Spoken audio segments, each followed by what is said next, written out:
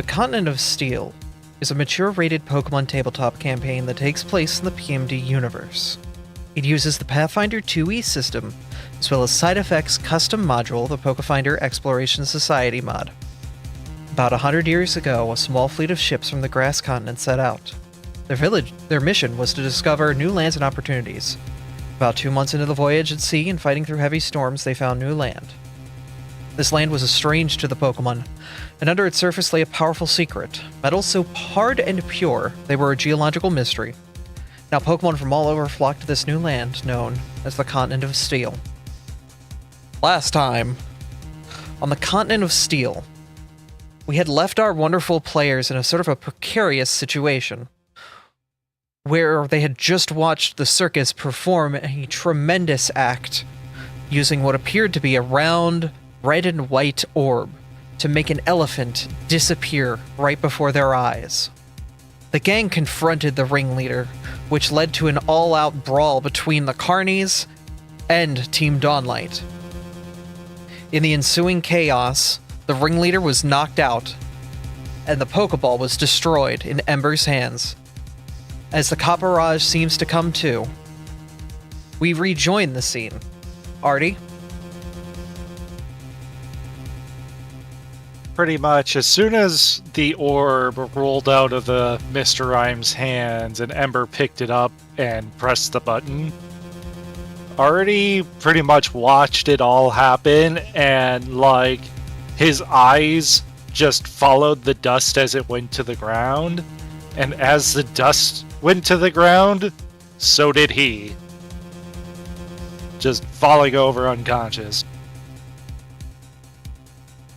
As that happened, the Copperage behind you seems to have started to come to its senses. Its large trunk starts to pick up the ringleader that you had just knocked out as he starts to panic, calling over, "Boss? Boss?" The Carnies look at the Copperage a bit confused, and Ursaring pointing out, "Peanuts? Are you back?" At the same time, at the other side of the room, as if on cue, Abby is running into the scene, and Jack is in a full sprint, both pistols in hand, yelling out to everyone, "Hands up!" He looks over. "Officer Miles, what the hell happened here?" Saphira? They back! We only disarmed one. They could have more. As Ember is yelling, Saphira was looking to Miles, who was more than hurt, for the lack of a better term, and that was her first priority, so she ran over as soon as she heard Abigail and Mr. Jack, before looking between the professor and Tobta, basically shouting that Miles also needed a bit of assistance with healing because he took some pretty heavy blows during that, and she's really trying to compose herself after everything that just happened because it was a little much for the little bug. Mm-hmm. At the same time, Toby, what are you doing? I think there was a little bit of confusion as Tupta didn't realize Saphira was referring to Miles specifically, and basically dashed across the room, after mumbling to himself, confused by control victim who just came to, confused circus performers who weren't aware of mind control, confused law enforcement, or Thomas, and then just dove right through the Ursaring's leg to grab the unconscious Lucario and tried to drag him towards where Abra and the law enforcement person, God, I forgot his name, Jack. Over to where Jack was, and very much kind of just mumbled, "Moons, you people deal with people," as he's very much not good with people. So he did what he could. Jack's looking around the room, the whole place almost freezing as his gun sort of traces around. "Officer Miles, what happened?" It all started when we started investigating potential mind control. Because this guy right here. Mind control. Mind control. Oh, goddamn psychics. He's gonna walk forward and kind of just point around. All right, Dawnlight, take your wounded, go to the front of the ring. Everyone else around here, you carnies, you sit down for a moment. Let's figure this out. You tend to your wounded. Let's figure out what's going on. Miles, I'm gonna need you to... Technically, you're part of this shit. God damn it, there's gonna be so much paperwork. He's quite upset about the whole thing, and is kind of like, kind of upset about the whole procedure. He looks to you, Professor. What are you doing here? Move with Team Dawnlight. Your deputy needs medical attention. He can testify while getting treatment. Alright. The carnies will kind of start to move back a bit as Jack kind of gets everybody sort of sectioned off. The cop barrage is staying quite protective of Mr. Rhyme as the Blaziken looks forward. I say, are you a damn officer of the law? Kind of. Correct. I would like to sue you and Team Dawnlight.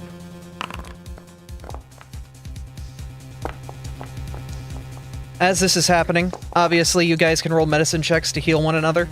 Abby is currently standing next to Artie, on her knees, kind of just like trying to get him awake. Come on, are you hurt? Please, hun. She's starting to panic as she will too also make a medicine check against Artie to try to get him back up on his feet. Doesn't seem to be related to his wounds from what I can see. Miles, go ahead and take that 15 healing. All right. The Blaziken is... Oh. Oop, sorry, go for it. Okay. 15 healing. This particular device here, the one that got destroyed, bag that for evidence. I was to say, motioning to the shards of the Pokeball.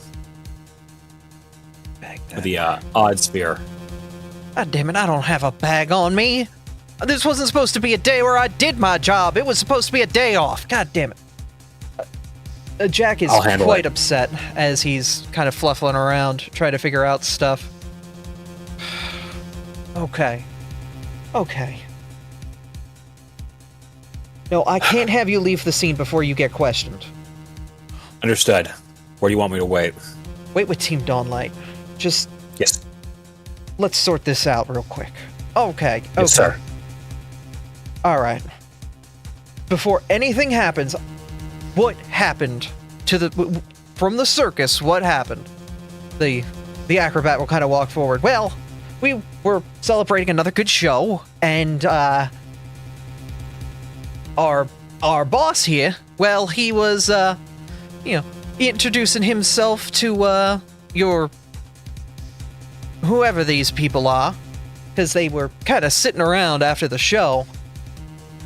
And it looked like your snail friend there, he was approaching the ringleader with one of those PMD badges in his hand.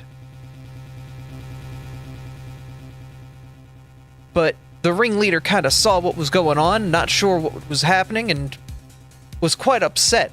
He thought I think the professor was trying to illegally abduct our boss.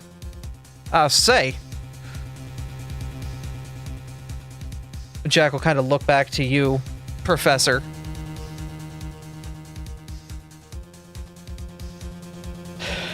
And then kind of look on at the Mr. Rhyme. Did you want to say anything at this point? I have to think about that. Mm-hmm. At this point, another one of the mimes could be seen running in with what appears to be a popcorn bag, and quickly hands it over to Jack, who takes the bag and starts to try to scoop up the tattered remains of whatever that orb was into the popcorn bag. Fittingly, also, the popcorn bag is red and white.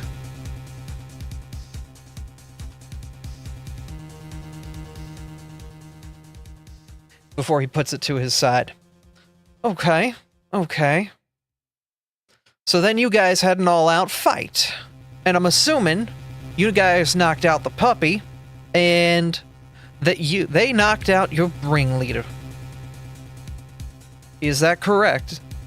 Jack will ask, and of course the Blaziken will confirm. Yeah, well, no. The big guy, he looked at the ball after it was broken, kind of just fell over. Not sure if he was just exhausted from the fight or if he was unconscious, but I don't know.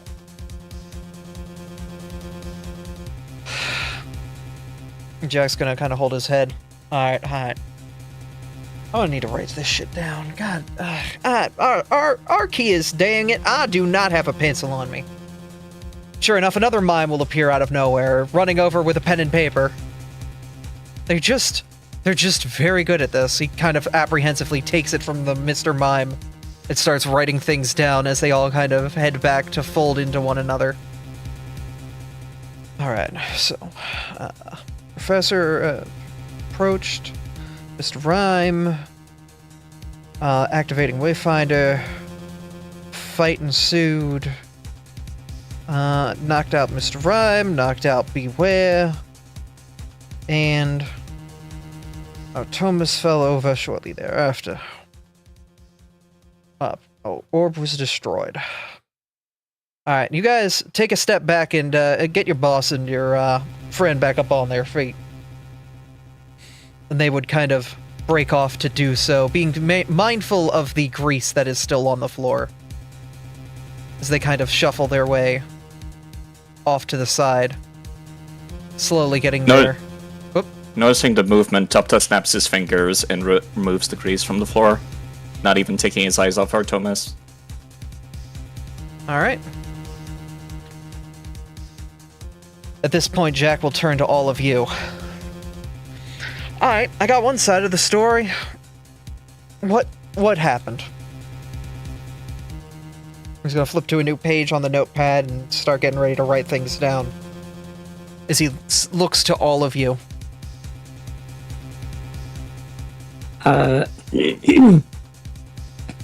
Amber will probably act first. He has a rage in his eyes that I don't think anyone, the party, Jack, or anyone here has ever seen on his face.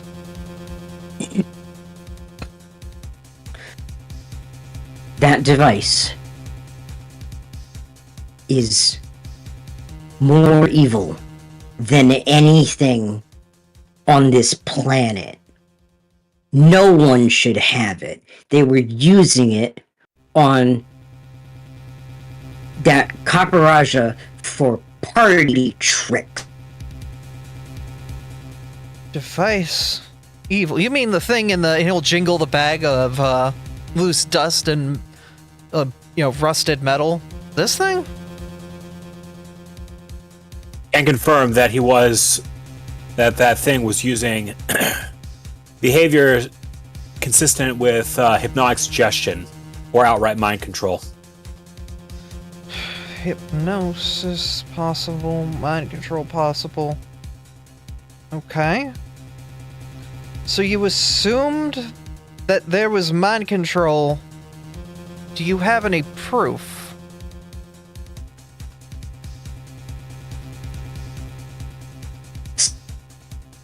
He'll look. Ember will look up at the chief as if confounded, like genuinely the question doesn't make sense to him. Proof that the Kapparaj was under direct mind control. Jack, this, apologies for interrupting, may be a good question to ask towards the Kaparaja's compatriots, co-workers. I believe the Ursaring themselves had noticed a drastic change in their actions. Alright, I'll get back to it. But look, at this point, a lot of things are up in the air, and having one of my deputies involved in this fight, Okay. The Weavile will kind of hold his eyes a little bit and rub his temples, trying to get things situated. He still seems a bit nervous, his hand shaking a little bit as it holds the notepad as he tries to write down the report. Okay. So you assume there's mind control, and you think the Copperage, now the device has been destroyed, has control over his mind again. Okay. So, why did you... Okay. Okay. I'm gonna have to... He's still kind of stunned by all this. He was having a nice day at the carnival, he was hanging out with his bros, getting beer at the little tavern tent, and all of a sudden, everything's gone up a creek. And not the Tunnel of Love kind of creek. He sighs a little bit. Is your Lucario friend okay? I believe they will require quite a copious amount of mental rest, at the very least for one day. Won't know until he wakes up, however. Okay. Okay. Alright. You guys sit together, figure out what's going on. I'm gonna talk to this group over here. At this point, the circus performers are slowly starting to crowd around one another and trying to kind of get things figured out as they get back up on their feet.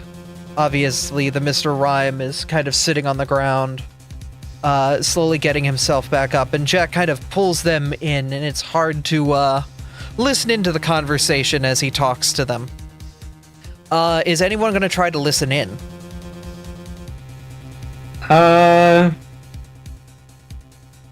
I can just do that if I have Blaze hanging out nearby, right? Yep, but people can notice Blaze, right?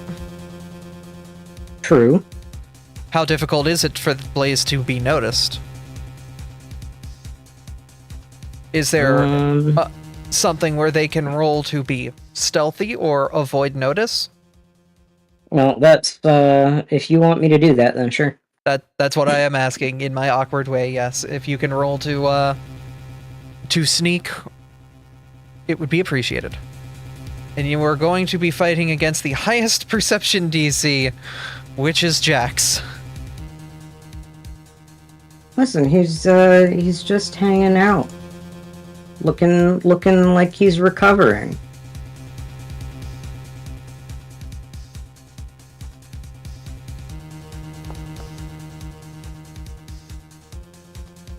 Ooh. Sadly, not enough. +4 bonus, not enough to carry that 15 to a point where it would have been enough. I am sorry.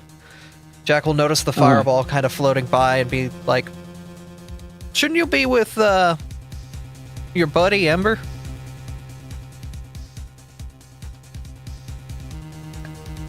I'm tending to the wounded. Will that be deception then? Yes.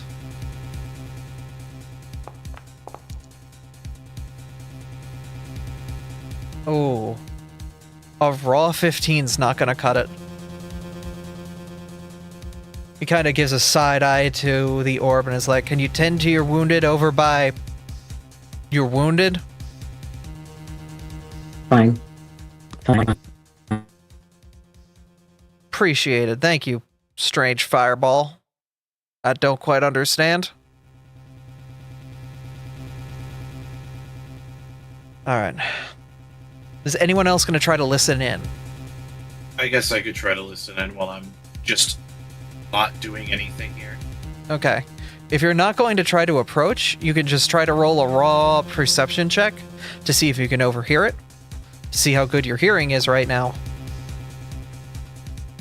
As a 4 on the die, +9 is not enough. I may re-roll this. Okay. I'm gonna re-roll that.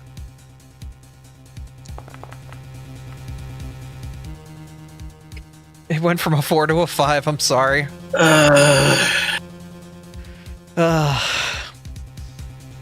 Anyone else gonna try to listen in? Why not? I'll give it a try. I got good Alright. perception. Honestly, I'm surprised that's even possible at this point after 2 failed attempts. Well, it was 1 failed sneak and 1 failed trying to listen in from where you're at, but with Saphira, with that 18 on the die plus an 11, you're able to pick up some things.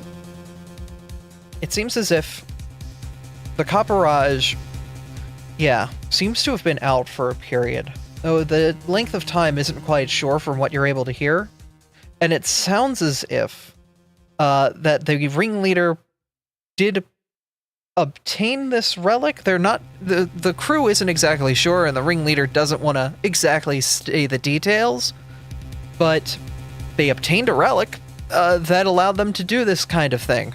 And basically, there were issues practicing the first time, but after the first successful practice of the trick, well, Peanuts was a lot more cooperative and worked a lot easier with everybody, but also became a lot more quiet. And no one was really quite sure why, but no one really seemed to chalk it up to anything more than that. Whether they're lying or whether they're telling the truth, it's difficult to kind of get from the hushed tones that you're able to hear. But that's what you're able to get. Okay. Saphira's just nodding quietly, taking in all that information. Okay. Okay. Jack will kind of put the notepad and pencil into one of his vest pockets and return to the group. He's still out, huh?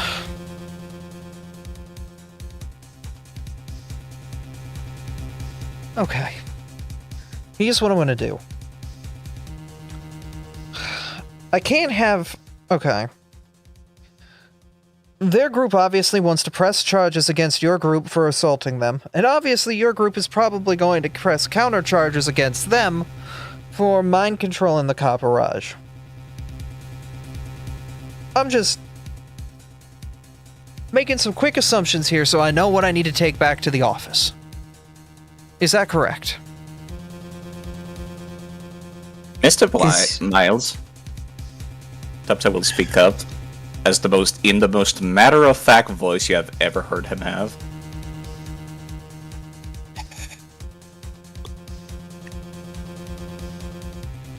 Can you repeat that one more time? I just said Mr. Miles? Question mark? I meant this guy. I keep getting Miles and Jack confused, sorry. It's okay. Jack will kind of look on at all of you. So you are going to make a attempt to basically try to countersue them in the sense that you believe that Mr. Rhyme was mind controlling the Copperage by the name of Peanuts with malicious intent. Is that correct? Mr. Jack, That I is just correct. had a question. However, I would like to throw in one particular charge against those guys. Okay, first things first. Topta, what are you going to say? How exactly is Miss Abigail von Wild here relating to the city in terms of political affiliation? Affiliation. What do you mean by that? And Abigail will also look over. What do you mean by that? If I recall correctly, before we pressed on to go down and talk to them, and we considered very loudly that we were going to possibly assault them in order to prevent any kind of slavery from Miss Von Wild, as a city official, what it was your stance towards this, and if I recall correctly, you gave us the green light to act as we saw fit. Any charges pressed against us because of that would most likely be pressed against the city. That is true. Never mind that I did observe at least probable cause to start investigating this further. The fact that they started attacking in concert, knowing or otherwise, effectively dispels that charge. Not only that, several of those people would be up for assault against an officer who is acting in his capacity of law. Which, can't say I remember too much about the text of the exact law, but I believe that's a Class B felony. Yeah. However, let them know that I would be willing to consider a deal. In exchange for a sizable amount of community service, I would be willing to drop that down to petty assault. Petty. Okay. This is going to be a lot of paperwork, and I'm not built for that crap. Ugh. You do realize you just got the mayor involved in this court case, right? And how much of a problem that's going to be? And there's Mr. no Jack. I can't imagine the mayor will be overseeing this themselves. I imagine they would have at least somebody, perhaps an attorney, handle this sort of thing. No. The town has a proper judge who is impartial to this case. Okay. Mr. Jack, Yes. is Tessa available? For what? To be the judge? No, to be a seer. Oh, to oversee the proceedings? Yeah, we could have her show up. I mean, I'm gonna have to be there because I'm gonna have to act as the bailiff because one of my deputies is involved. And that means if they're gonna sue you guys are gonna need legal representation, and the only critter I know that actually knows anything about the law is that yellow fox sitting next to y'all. Which means she's involved. At this point, I might as well call Jack in too to make sure that the building doesn't fall apart, so we got the whole party here. You mean Marcus? Yeah, that one. I don't know. I am Yay. physically trying to RP as like 4 people into one another. I hemmed myself into a challenge today. I'm gonna be real. You sure did. I know, but I enjoy it. You're the one that wanted fucking clown court. Damn right. All right. So But yeah, I did ask. Given that we were acting with full consent of a city official, wouldn't that mean that any lawsuit would go against the city itself rather than us individually?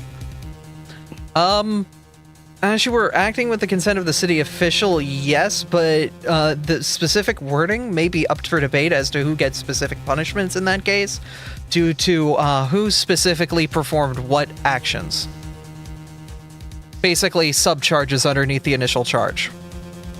So, like Professor's attempted abduction would be a separate charge underneath it, but would basically I get wrapped had into probable this. cause. Exactly. This is I am here to give you guys the stress of something that is more than what you could face in a final battle, legal court battle.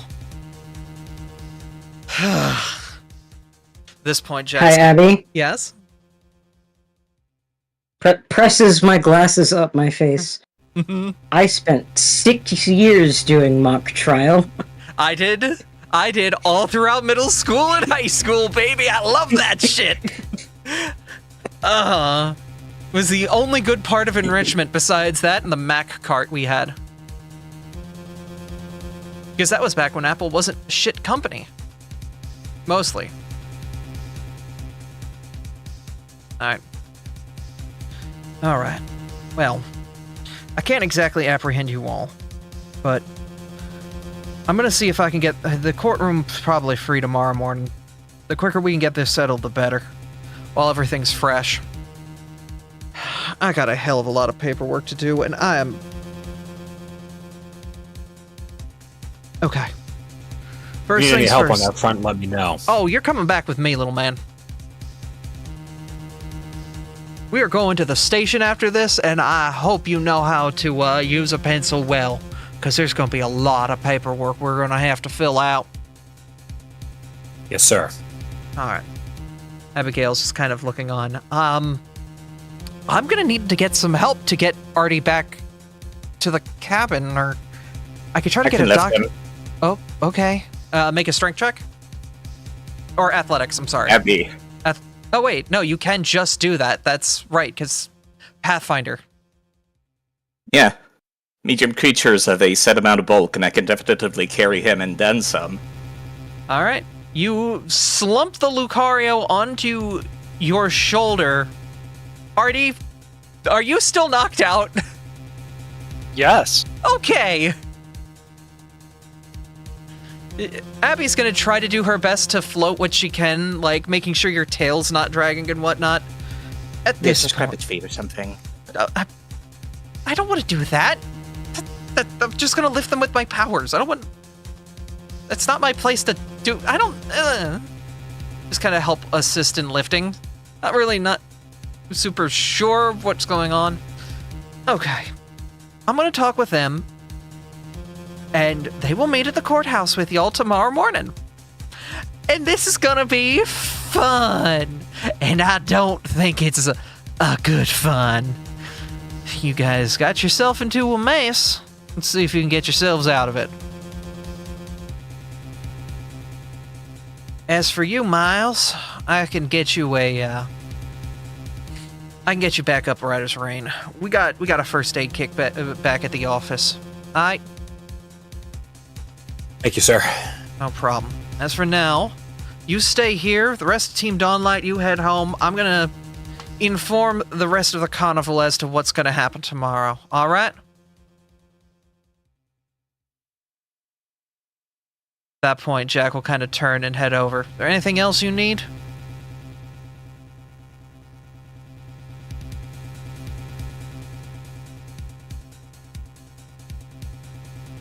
Anyone? Nope. Not really. Negative. Alright. At that point, you guys can all leave except for Miles. And the conversation will kind of continue. Miles, you'll overhear Jack talk to the group discussing what their legal paths are forward and the charges that they are pressing against Team Dawnlight and the City of Peridot, acting under an official's accord. It isn't really much more than what you've been pretty much able to piece together at this point from what everyone else has said. And at this point, if you guys want to go back to the townhouse, yeah, words, can't speak. If you guys want to go back to the guild house for the evening, now would be the time to probably wait for Artie to get back up and figure out what's going on.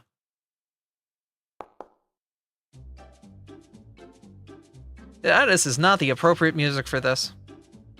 I'm gonna have to place him on one of those white sofas or something. Yeah. Alright. We'll get everyone into positions as you all kind of move around, and for now, at the moment, just in the corner, we'll have the kids hanging out as all of you enter into the house, kind of trying to start to figure things out. Abigail's been quite quiet as she's walked along, and as soon as she gets in, kind of just tosses her hat to the side and helps get Artie onto a couch before sitting next to him. Crap. This... Okay. I obviously have questions for him, but... Where's Ember? Hi. You looked like you knew what that was. What was that? What was that orb? Do you really want to know? If I'm gonna be legally defending you guys tomorrow, I need to know what you guys know.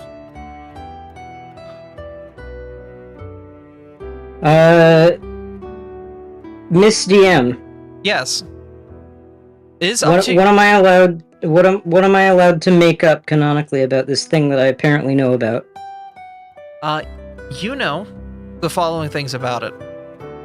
That it is an odd property using some strange archaic magics and the properties of apricorns. There seems to be something, you're not quite sure what, that allows Pokemon to be captured and even controlled.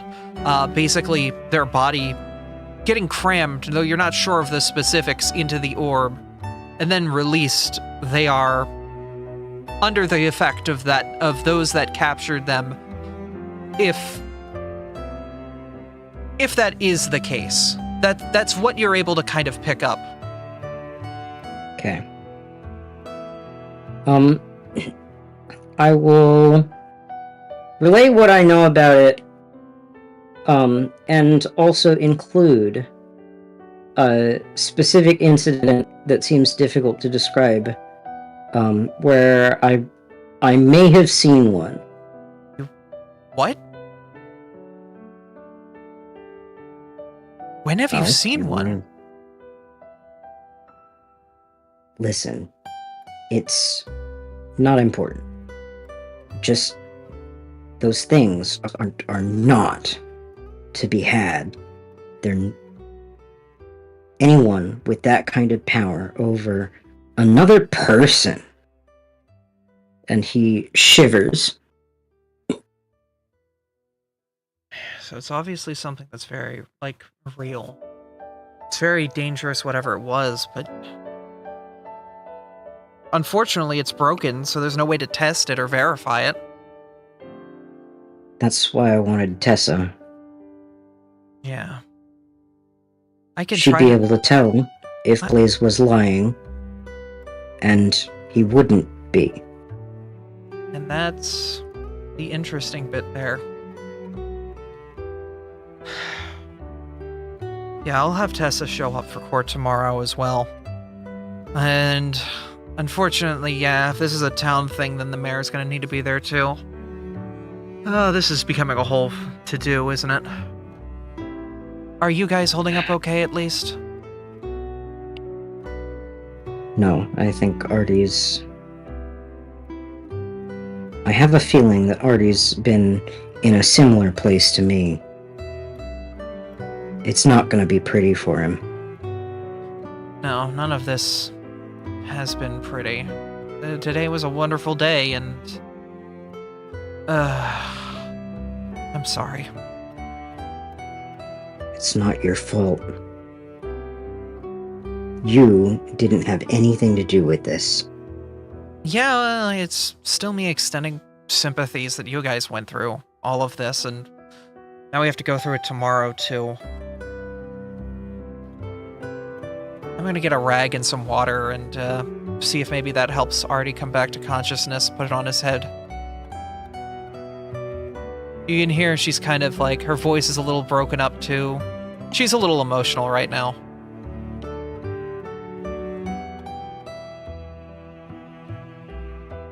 As she's in the kitchen, did you guys want to talk amongst each other?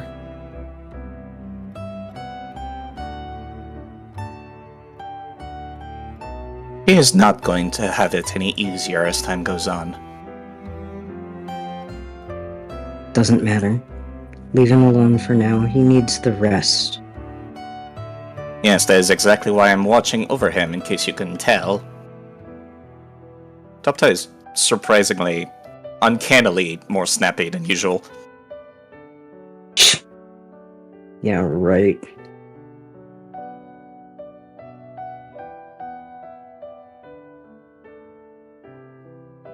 Why here? Why now?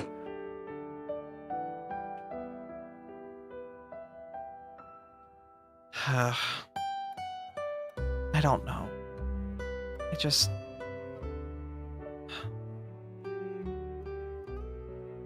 That... I don't...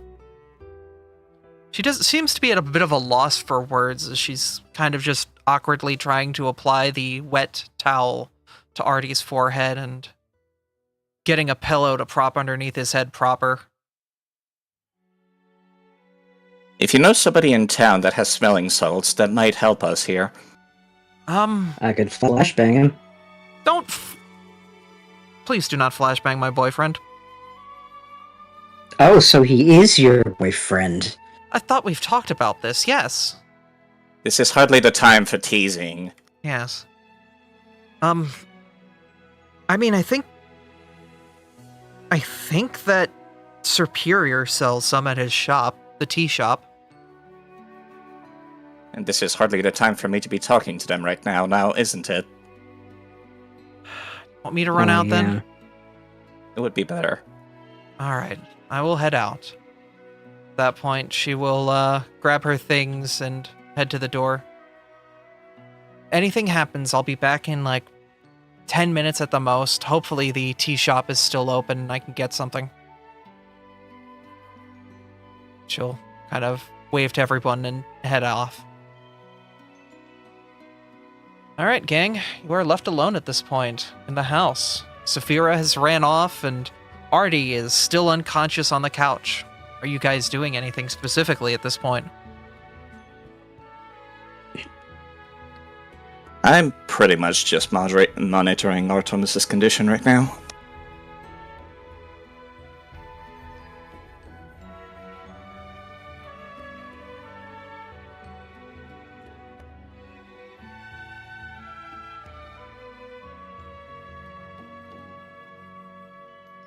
Okay. Volna is in the forge beating on the anvil. Doing what? You don't know. I don't think Volna knows even. Just gonna move these guys up here so they're out of the way. At this point, Saphira, you are currently sitting alone in your room with the plushies that you've gotten today, trying to make sense of things. Saphira, what are you doing? Mostly Saphira is trying to just clear her head. She just needs a bit of a moment from all of the noise. So she just is needing this moment of quiet in all of the chaos that has happened throughout the day. She's not thinking straight at all right now with everything that happened.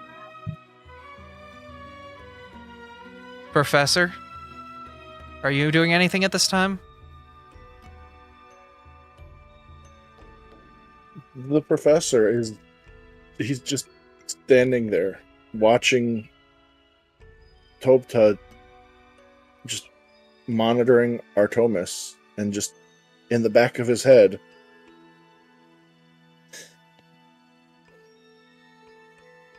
thinking, another incident made worse by my own rash decisions.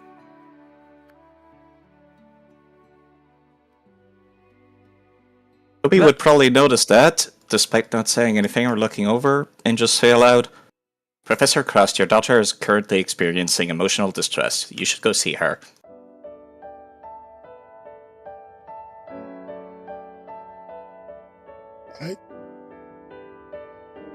I should. And the professor will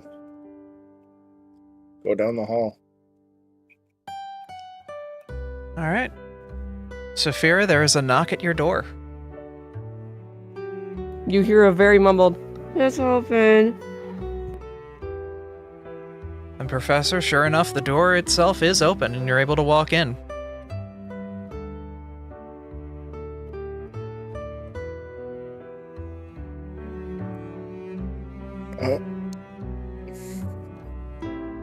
Are you well, Saphira? I guess you could say I am. You see a pile of plushies on her bed just moving as she talks. You really only see the two antennae of the bug sticking out from the pile of plushies. And the professor's just gonna move his way just to the side of Saphira's bed and just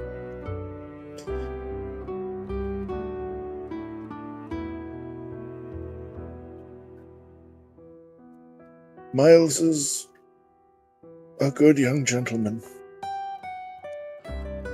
He is strong, and he will definitely grow to be a good man. And, well, a good person is really all we can strive to be.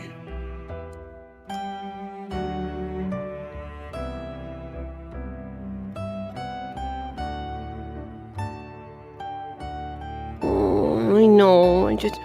Oh.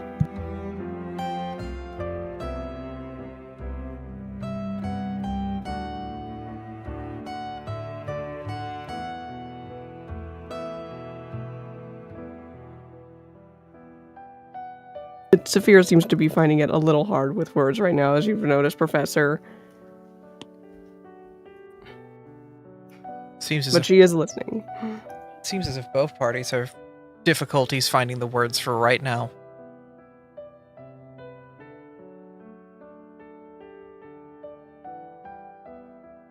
Yeah, I think that's pretty much the long and short of it, is we both have thoughts that we just can't get into words. I think at this point, you two would probably just kind of sit next to sit next to each other, and kind of just, at this point, like, wordlessly kind of comfort each other and kind of, like, go through that period of, I'm thinking, but I also appreciate your company. You know? Yeah, I get that. Yeah, no, I totally get that. From the other room, the Lucario starts to shift. Artie, sounds like you're getting back up. Yep, this would be about the time for the dice I rolled. What did you roll? I rolled a 17 in the other one 17. for the amount of time that he would be unconscious. So he was out for a while. Yeah. But as you get up, you see Toby sitting next to you and a cloth on your head. A wet cloth. Since you've come back to your true natural means, I suppose that's a good thing. He's just gonna slowly sit up, like, kind of keep laying down on the couch, but, like, kind of prop himself against the arm of the couch. Toby, what happened? Was that all just a dream? What just That kind happened? of shifts his head a little bit.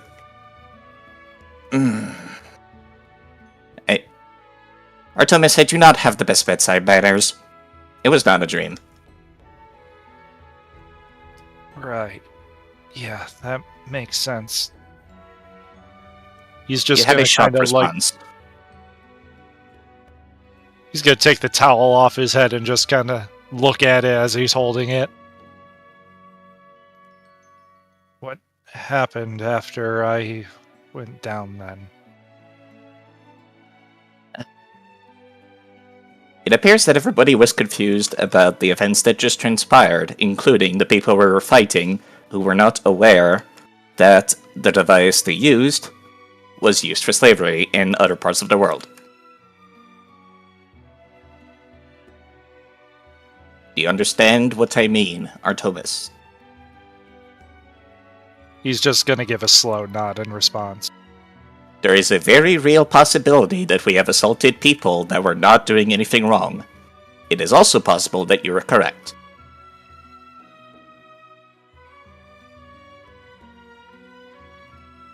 Well, if that's the case, then I'm sure that legal action is being taken, correct? Mm. Great. He's just gonna kind of just sit there and just stare off.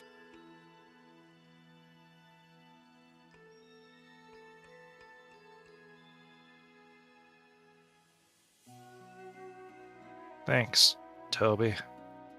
I wish I was a little better with words than just medical attention. No, you're fine.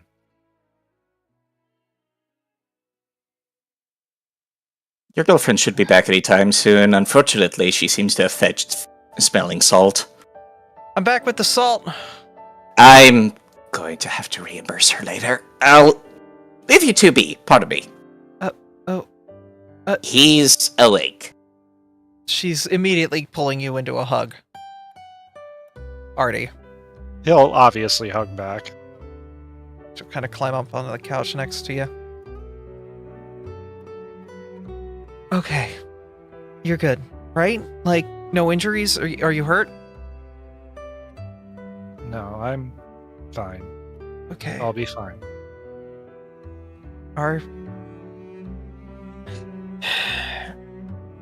What happened?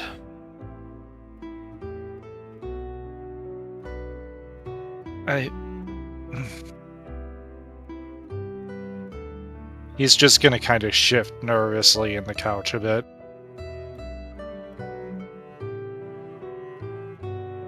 I don't know how to explain it. I should probably catch you up on what you missed then. They are suing because they believe that you guys assaulted them. So, a whole to-do, it sounds like. And yeah, that's the awkward thing about it all. We're gonna have to go to court tomorrow and talk about that. Are you okay to do something like that?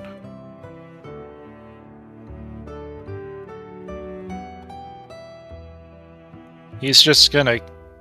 He's already just, like, staring ahead kind of blankly, but, like, his gaze is just gonna kind of, like, linger more down as you ask that. I don't know. It's okay. Got some time for you to rest.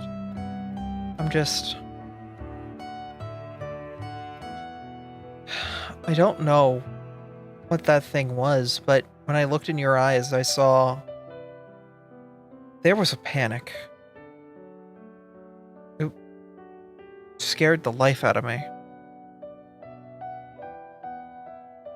Yeah, I'm sorry.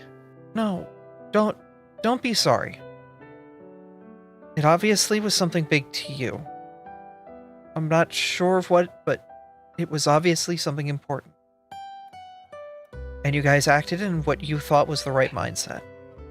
I'm not gonna fault you for that either. Hell, I gave you the okay to do it. If Yeah, things but- got to that point. Even so, I don't want anyone to get hurt. I don't think anyone wants to get hurt. It's just... right now, there's a lot to deal with. We should probably get everyone together and get everything sort of straightened out and organized for tomorrow. Tessa will be there as consult to basically try and sniff out any inconsistencies and act as a consort, I guess? Like a consult? I'm not sure. I've honestly never really been involved in anything like this. I've obviously been part of trials for the town, but like, not like this. And that's not gonna make things easy for tomorrow. But it sounds like everyone's kind of had was a nice day until it became a rough day.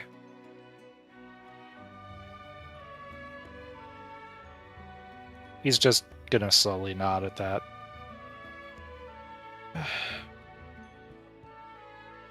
So, what happens then? Tomorrow we go to court. Try to make our claim. The problem is, we need proof. The more solid stuff we can levy against them to back your side of the case, the better. If their lawyer's smart, they're going to take anything that could be perceived as opinion as hearsay. And if that's the case, we have to find things that are solid facts of evidence to levy against them. Does that make sense? He's gonna nod again. Well, I mean... yeah. It's okay. And his paws are just gonna kind of like... He's trying to, like, keep himself calm, I guess is the term for it. But, like, you can see he is failing very hard at that. Well, I mean, just... if we need proof, I guess, just call me at the stand at one point. As much as I don't want to talk about it, now that things are the way they are, things need to be said. I know, but if we can do it without that, that'd be great. Because it obviously put a lot of stress on you, and I Yeah, think but that's also part of the reason why at this point. Yeah. It's... I hate this. she'll grab your hands and gently kind of squeeze at your paws. Hey. Get through this, alright? We have friends and we have support. We'll figure this one out. Alright? He's gonna nod as he slowly starts to get up off the couch. I think I just need to lay down for a while. Okay. Well, do you want me to come with you or stay out here? It's up to you. It doesn't matter to me. I'm gonna talk with the others first and make sure everything's okay, and then I'll join you. Okay? Alright. I'll see you soon. Okay. She'll kind of get up and pad over to you, Ember. Are you doing okay? He doesn't really respond. He's staring off into space. I'm not sure if Abby's been around him enough to know that this is private Blaze conversations yet. I don't think she does. Okay, well, it appears as though he's ignoring you. She just kind of looks on a bit confused, not really sure why you're, like, suddenly kind of out in space, but she's just gonna chalk it up to the long day everyone's kind of had and walk over to Toby. Hey, Did you need something, Miss Abra? thank you. You immediately tended to Artie and helped and got him back home. Thank you. You should not thank me, Miss Abby. Shush. She'll kind of, like, extend herself forward for a hug. Toby will, repeat again. Miss Abby, you should not thank me. I have used you as some kind of political shield before we even started the attack. I had a feeling that this would occur instantly. Oh. I apologize for being manipulative, however, it made the most sense at the time. I see. Yeah, and now we're all kind of in this mess. I'm sorry. I'm sorry that this whole thing became a mess. She'll kind of just pull back the hug, seeing as you're not really interested, and also you did kind of admit to using her as means for leverage, not leverage, but yeah, as you described, a shield against some of the political repercussions that may become of this. Yeah. Tupta is, not completely blind to emotions. And he knows, yeah, I do not deserve that kind of thanks or hugs right now. Yep. She'll come over to the door of the smithy and give a knock, hearing, it's very obvious that you're in there, Volna, banging away. She'll try and find a pause to knock on the door to kind of call over. You good in there? Not particularly. You want to talk about it? No. Okay. And at this point, she'll just kind of, like, relent and head back up.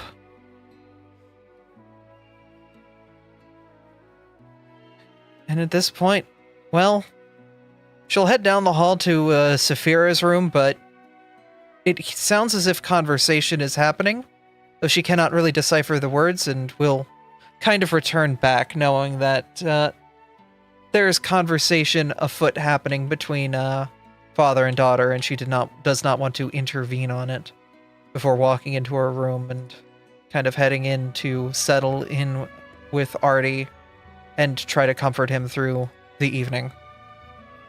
Basically just trying to be by his side and helping him get himself back together. Is that where we're going to leave this evening? Did anyone have anything they'd like to do? Hey, unless I could research legal proceedings, I don't think so. There are a couple books on things like that, but it's mainly like, Nancy Drupiter. Like more just light, entertaining novels and,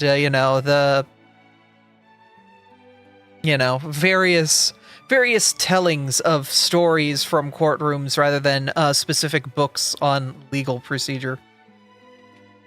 Just this once I wish I was trained in society. Oh well. Yeah. Like, you look through, there's, like, Nancy Duperter, there's, brain, can't speak. There's, another one you pull out, the Herdier Boys. Some very, very light, entertaining crime dramas for, a society that still heavily reads because, there are no radios or TVs or anything like that. That era has not come to this land yet. They are still in the mid-1800s, where reading, most people can read, but that's pretty much the extent of the entertainment you're going to get during, time when you have nothing else to really do. Then, of course, hanging out with others.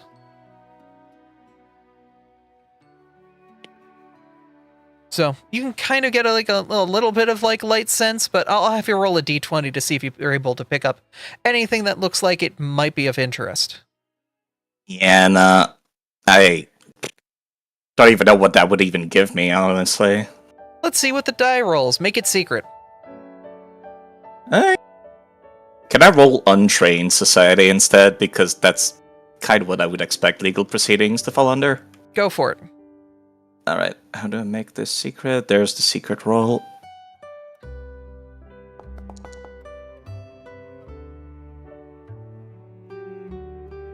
Okay. Let me message you something. Cool.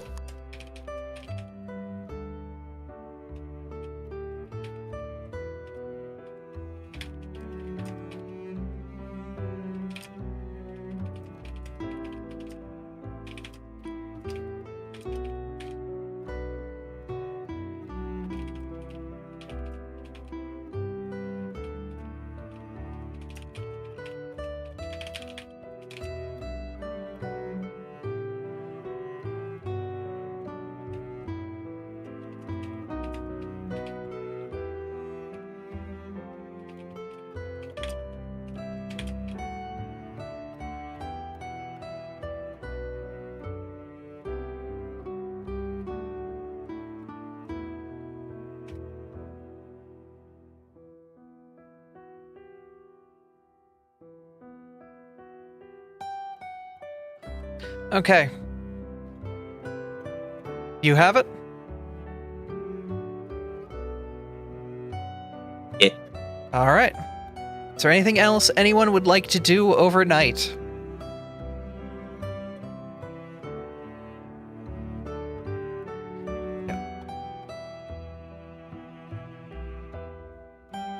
Alright. I would say after a while, the professor would excuse himself from Saphira's room and do his usual nightly routine, but that's nothing extra special. Yeah, and eventually you do find Seti, after putting the kids to sleep, will eventually, join you in bed and get some rest for the night, since she'll be, basically taking care of the kids while everyone is busy tomorrow.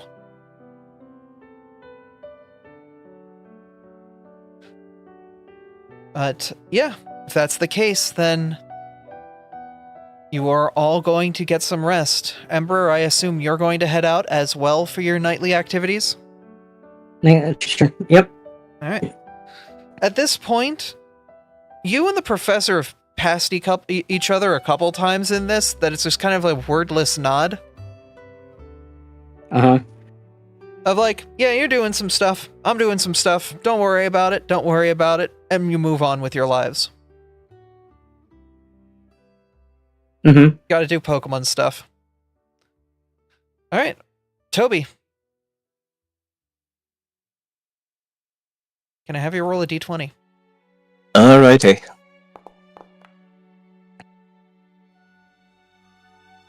You do not dream of anything out of the ordinary this evening, if you dream at all. I do not dream. Do not dream. And you find yourselves waking up bright and early, 6 a.m., 5 a.m. as you normally do, the sun just cresting over the coast of town. Yeah, Artie- no morning routine for me. Not Yep. this time. And Artie, you can feel Toby getting up, but you can also feel that they're not doing their normal morning routine, which is certainly understandable at this point. I was gonna say, Artie definitely wouldn't be doing his normal morning routine either. Seems like most people have been knocked out of their groove. So, yeah, he feels it, but he doesn't do anything, doesn't even think anything of it. Yep. As morning does eventually come, eventually you will find yourselves with a knock at your door. Officer Miles, you are heading over to the house to sync up with everybody. Also, everyone, this is a new morning, so y'all can wake up and give yourselves a full overnight refresh. And also, hero points, everybody. It is a new session, if you haven't used it already. But slowly, everyone kind of wakes up, and Miles, you walk in. Just a second, I'm going to realign my token here. Wake this man back up. Okay. First, Miles is going to knock at the door.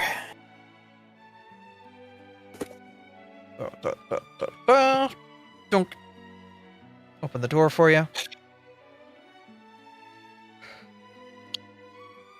Morning. Morning.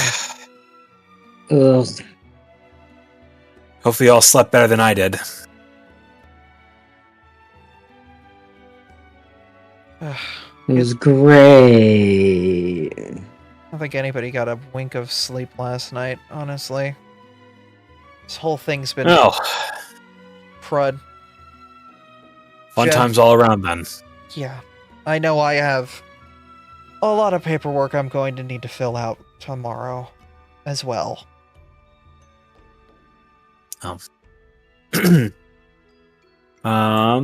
Question GM that I need to whisper.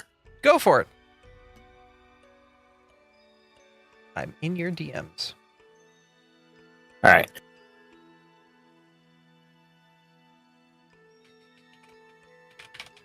Okay. My hearing's in a few hours. Good news for me, though, is when I finally managed to get all the facts laid out, I realized that these people have, at best, a shoddy case, and I may be able to get it thrown out today. I'm not sure where the rest of you stand, but depending on how they play their cards, I may have something that you may want to go over later. Well, if that's the case, we should probably talk about it now. Get all of our ducks in a row before we head out into the pond. All right. Fair warning to the rest of you, I did get this piece of advice. I should probably, if I'm going over these facts with you, that would technically mean that you are on retained legal counsel, which means that if it ever got out that any of you heard anything I'm about to say, you could be called to testify and reveal anything that gets said between us. Something about attorney-client confidentiality. I mean, So, I am representing you guys today, but I am also representing the town, so you guys will be called up as witnesses for everybody's cases. And it sounds like we're going to probably just keep it all into kind of one case overall, where at the end the judge will make their decision as to who is responsible for what. all right. So, Based on the mountain of paperwork I was able to get through the other night, as well as my own research into my case. Good news is I do have probable cause for having started the investigation. Given the fact that the rest of you were around me, it's easy to make the case that the rest of you were acting in concert with me as unofficially deputized investigators alongside me. Not the best offense, but it will stand up in court if it's put to test. I don't know what sorts of statements the plaintiffs will be making in this, but if we find any conflicting cases, we may be able to get their testimony thrown out. I'd say their best shot right now is if they kept things purely civil, so just lawsuits and that sort of thing. If they do try to file any criminal charges, well, I can probably get them to plead to petty assault. However, if they decide they want to push it, they're looking at some serious jail time for assaulting an officer acting under color of law. Class B felony, maximum sentence is about 15 years, though current sentencing guidelines for a first offense would be minimum 2. Either way, what it sounds like, they might not even know what happened fully, so there's a lot of mess we're gonna have to sort out. Okay. Where did Artie go off to? Artie, where did you go off to? Garden. I went to the garden area. Alright, what are you doing in the garden? Just looking at his own reflection in the pond. Alright.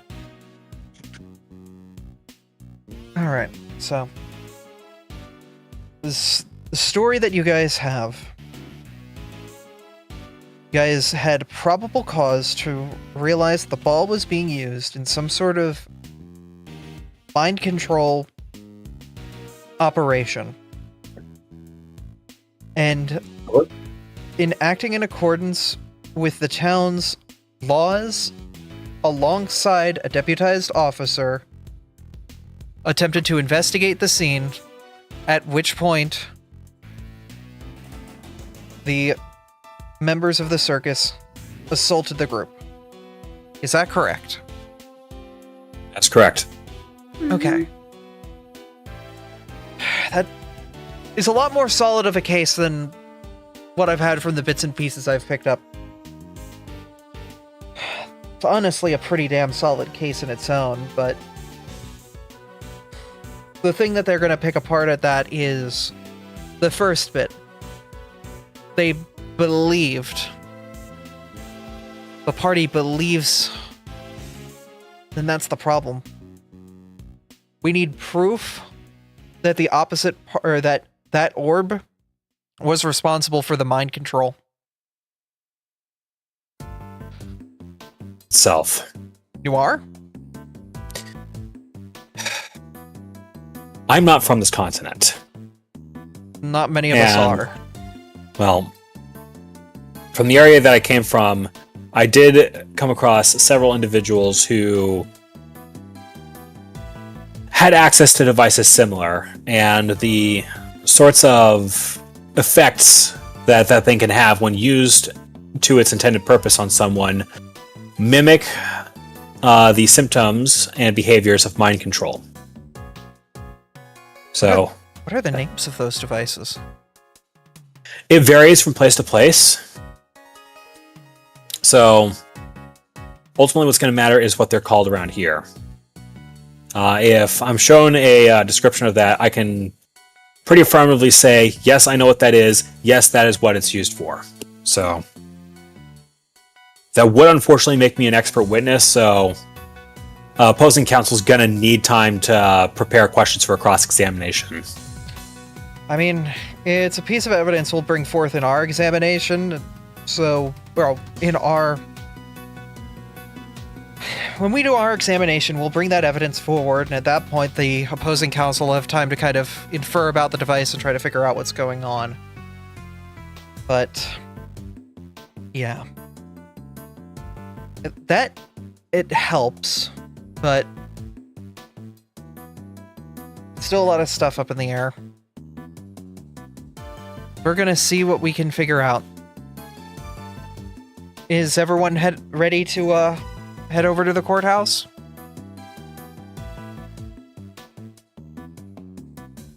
Or as ready as I'll ever be. All right. Any players want to do anything before we head over?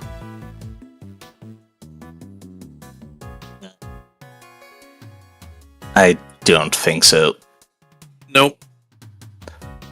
I'ma just change my familiar's abilities, but that should not, like, make us take time.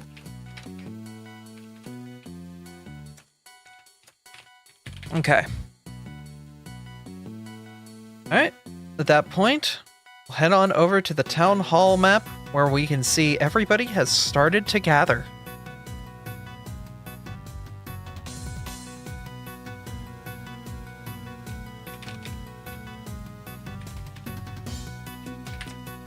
Also, some of you may still have status effects from yesterday, because this is when I copied your tokens, so... important for you guys to be aware. Our tokens should be linked to our sheets, so they should be gone. Yep. Alright.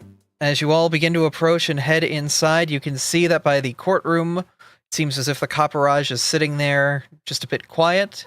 As well as the mayor and Aurora are talking next to one another, with Tessa there as well. You can also see past the group, it appears as if the prince and the Fue Coco from yesterday are at the courtroom as well. Good.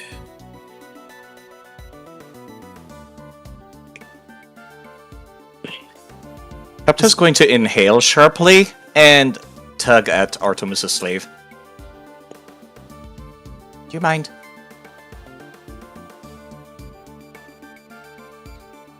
You and Artie are going to go have a private conversation real quick? Yes.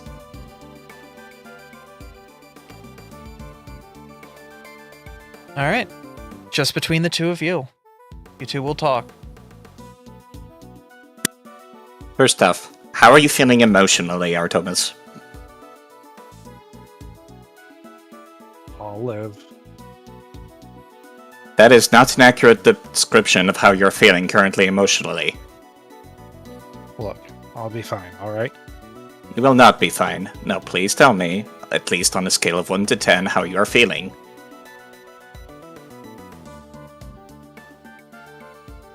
He's just gonna let out a little sigh at that.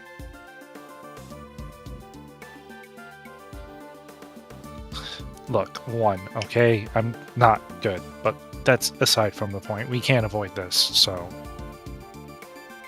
Well, I have a difficult proposition to make to you in that case.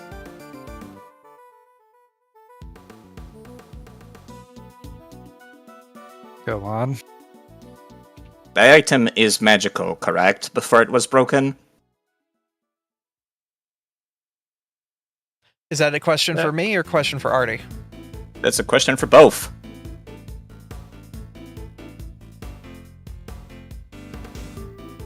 That's not something I can prove.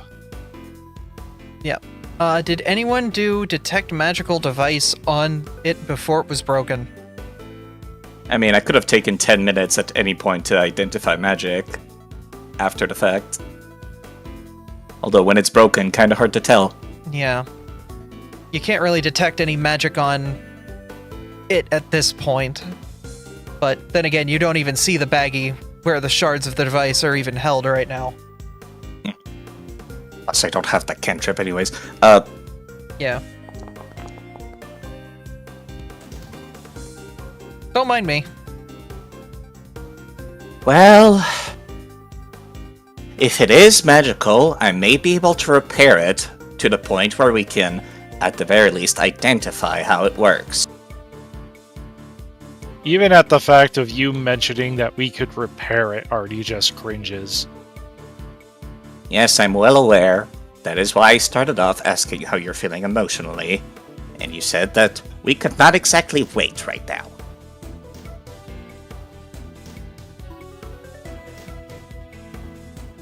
You do whatever you feel is necessary as long as it's not actively able to work. That is not exactly doable.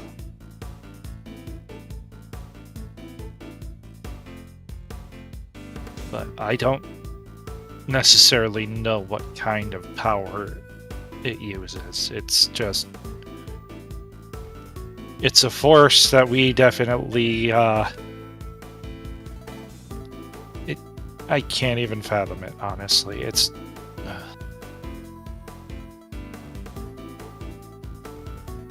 He's just gonna kind of, like, just stare blankly at you. Well, I just wanted you to at least be aware that it was a possibility that may occur. Alright?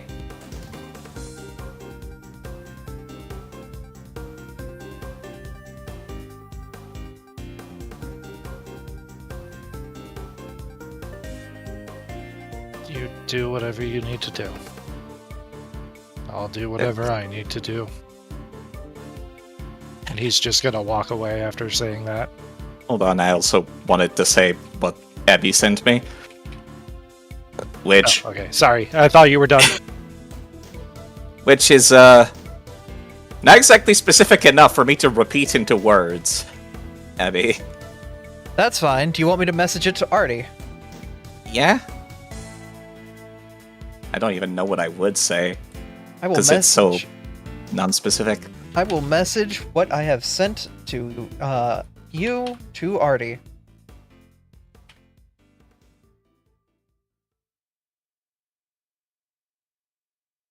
Tell me when you've gotten it, Artie.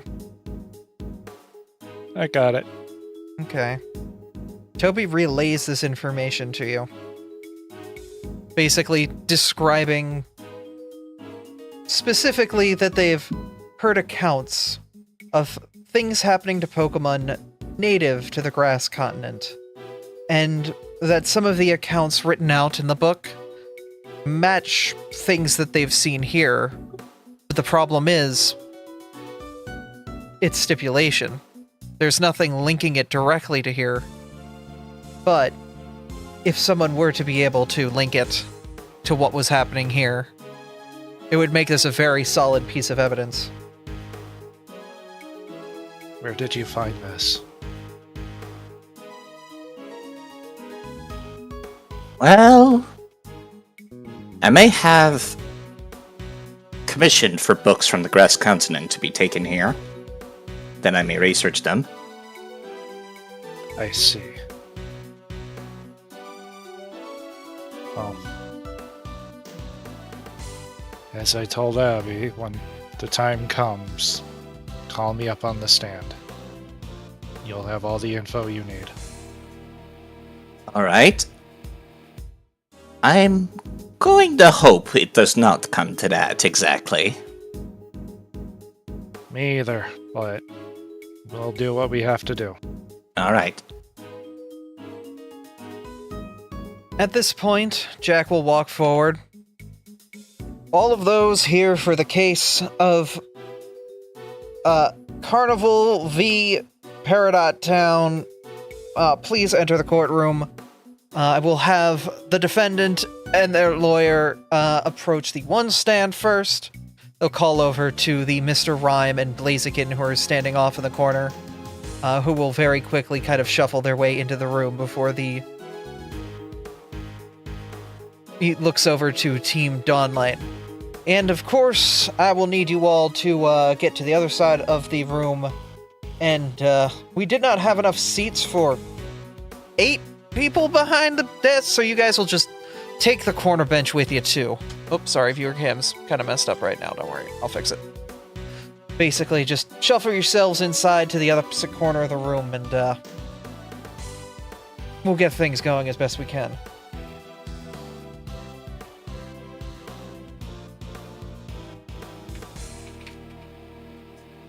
All right, and Miles, you will be part of that group as well.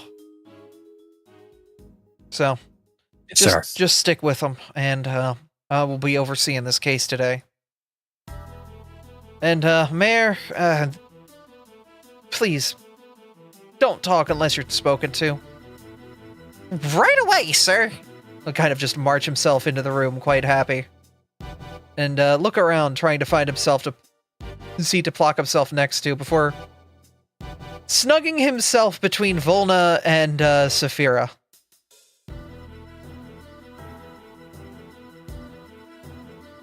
Tessa will kind of float herself in as well, and Abby will kind of look over at you already, seeing if you wanted to join her up there or stay back where you were at. Oh, I thought that was like the defendant area. No, the prosecution is on the left. You guys are technically in the witness booths. Abigail and Tessa are over by the defendant area. So if you guys want to kind of move yourselves closer to that area on the right side of the courtroom, because we have a lot of other characters to bring into this place. Specifically, the Copperage kind of struts himself in and lands his entire body on a bench, trying not to break it as he's gentle, as well as other figures sliding themselves in. Specifically, the Prince of Tea Leaves, the Fuecoco from yesterday, seem to be a bit strange that you're seeing them here all of a sudden. Man, the Fuecoco's still asleep too. No, they shouldn't be. They should be wide awake at this point. There we go.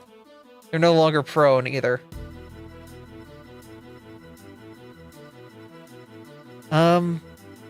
We are gonna need to keep squeezing people in here, and Jack's kind of just like, oh dear God. All right, can you guys on Team Dawnlight like squeeze any closer together? I've got 2-3 bears out here that I need to get in this place. Ember can unsummon Blaze and get up and lean against the wall, I guess. All right, and slowly but steadily, the entire courtroom gets filled with the entire freaking circus of characters. And Jack heads to the front. What appears to be our Sunkern friend from the mayor's office is talking to the judge before heading to his seat, acting as the stenographer for today. Various vines growing out of their body and all warping around to a machine that, whenever they type on it, it appears to be punching letters onto paper relatively quickly. A typewriter. Meanwhile, Jack will call out to the room. Judge Jerry is now presiding over the matter between Team Dawnlight and the town of Peridot versus the circus. All rise. The room rises to their feet. Does anyone not rise? I mean, I'm standing up. I can't sit. Yeah. All right. Before the judge moves into their spot and looks over the court. All right, you all may rest. May I have an opening statement from the prosecution? The barrister or the lawyer will walk over to the front of the court and call out to the groom.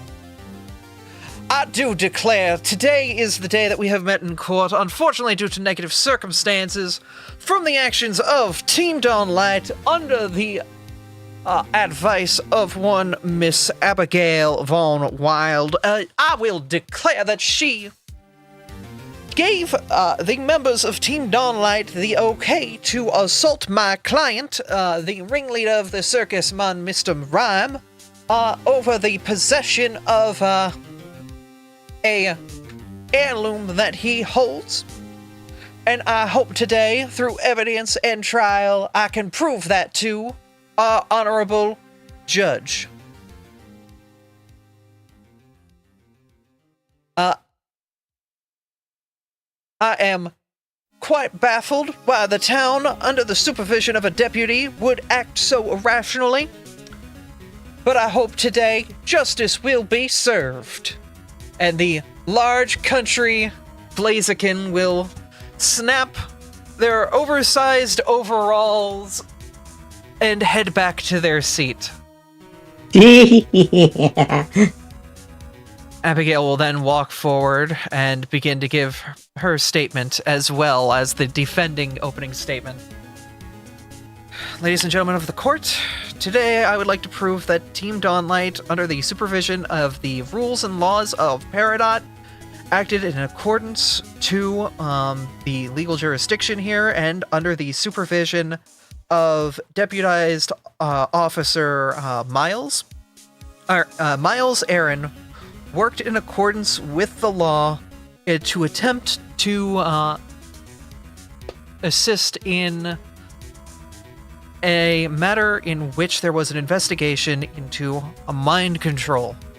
Hopefully today we were able to find that the truth here will help everybody in understanding why Team Dawnlight acted in the accordance and why I gave them the okay to do what they needed to do in the guise of the town's safety and bylaws. Thank you very much. At this point, Sunkern should probably move over here because that's the witness desk over there. So they're just going to shuffle over to the corner. And then Mr. Rhyme will call over as the lawyer walks up. The prosecution would like to call one Mr. Rhyme to the stand, please, for defending himself. Mr. Rhyme will walk over to the seat. Well, this is quite a pickle. The Jack will head over with what appears to be a large tome with Arceus's sigil on the front and puts it in front of Mr. Rhyme. You swear to Arceus that you will tell the truth, the whole truth, and nothing but the truth? I do! And, alright, well, I feel weird. He will kind of just huddle back to his spot as the lawyer will walk forward. I do declare, Mr. Rhyme, can you recount the events of yesterday for the court? Well, yes. This is that time, kids, where Phoenix Wright comes into play. If you have an objection to call out or something to pull forward, I will allow you guys to interject if you hear something that is amiss with the courts, with the statements from Mr. Rhyme. Now is the time. This is a questioning segment. Does everyone understand? Uh-huh. Right. Oh, Can't believe you just said have the soundboard at the ready. I did. You guys have the Phoenix Wright soundboard at the ready. It's time. Objection! Just warming up. Okay. Making sure it works. All right, Mr. Rhyme, do declare your recounting of the events that evening. Well, I put on a fabulous show as we are to do at the circus. We had gone through our normal proceedings and ended with our big final act. We had been discussing amongst ourselves what our plans were for the evening to enjoy the night when we saw the team running over, quite interested. At that point, it appeared as if the snail, Professor Crust, I believe his name was approaching holding what appeared to be a PMD badge and was chanting something. I, looking on at this, seeing that he was basically using it to warp back to wherever his location is, I assumed he was attempting to abduct me. And, well, I decided that if he was going to try to do something that brash, I needed to defend myself. And asked for the assistance of my carnival in that self-defense. All right. Hello. I would like to press this statement with a question. Yes? Uh, so, you was Oh, in Ember, you official capacity. You cut out there. You cut out for a minute there. Oh, sorry. So, you recognized that the badge was an official capacity rescue team badge. And your first thought was that you were going to be abducted with it. I've seen people do weirder and stranger things with official equipment. Uh-huh. If someone's That was prepping a the press. teleportation, as someone's pressing me as soon as they approach with an object such as that, and they appear to be charging it, getting ready to use it, what was I supposed to, assume from that position?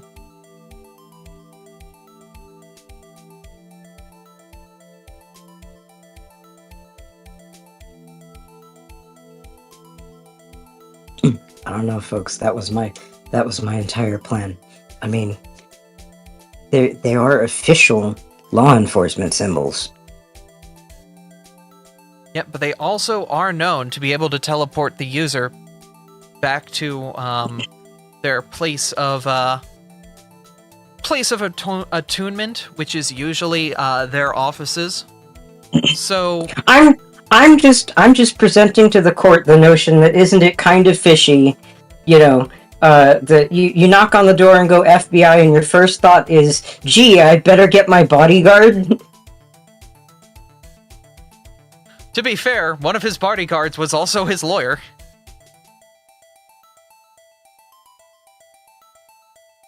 So, he basically saw somebody approaching him, attempting to appear as if they were officials in capacity. There was no declaration from you guys stating that you were acting in official capacity when you approached.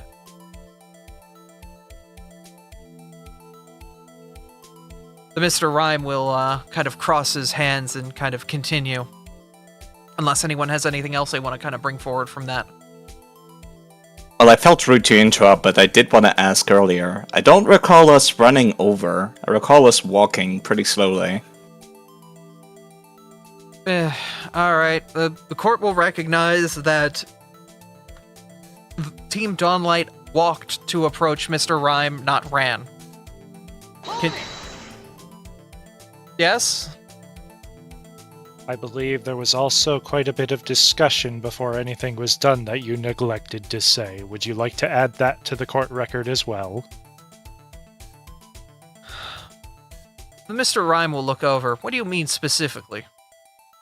I had asked questions. Do you not remember? I don't know. My memory's a little fuzzy. I was knocked out that evening. As was I. So you stated that your memory is a little fuzzy. Does that not call into question everything you've just said to the court? Because if your memory is fuzzy about that particular detail, is there anything else that you are not telling the court that might possibly change the outlook of your story? I have other witnesses that can recount the exact same thing, and he will notion to the crowd of carnival workers. In that case, how come they're not the ones testifying? The judge will look over because we only have one seat for testimony. Yeah, but how come it's not somebody with better memory in that case? Because this is what the prosecution called to the bench first? That seems kind of bad to be calling somebody with bad memory first. A medical exam was not performed on Mr. Rhyme to test if whether or not his memory was in full accordance at the time of those events. If that's the case, I will pull Mr. Rhyme from the stand unless the defense has any questions they would like to ask.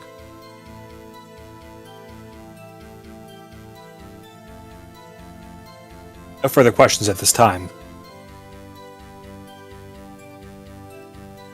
Mr. Rhyme, would you like to at least finish your statement? Well, I mean, if they're going to be so rude about it. Mr. Rhyme, you are being recorded for the court. Fine. Let me finish what I needed to say. Upon my team assisting, the members of Team Dawnlight took the ball from my unconscious body and did something to it that made it break. Yes? How do you know the ball was taken if you were unconscious at the time? Because the rest of the carnival saw that. Well, I don't know, I feel rude for interrupting again, but why are you the one talking about this if you didn't see it, or remember it? No further statements, Your Honor. Alright. Your Honor, I ask that those closing remarks be struck from the record as they are purely speculative. Alright, they'll be struck from the record until another carnival worker walks up and makes the same assertion. At that point, they will be submitted to the record.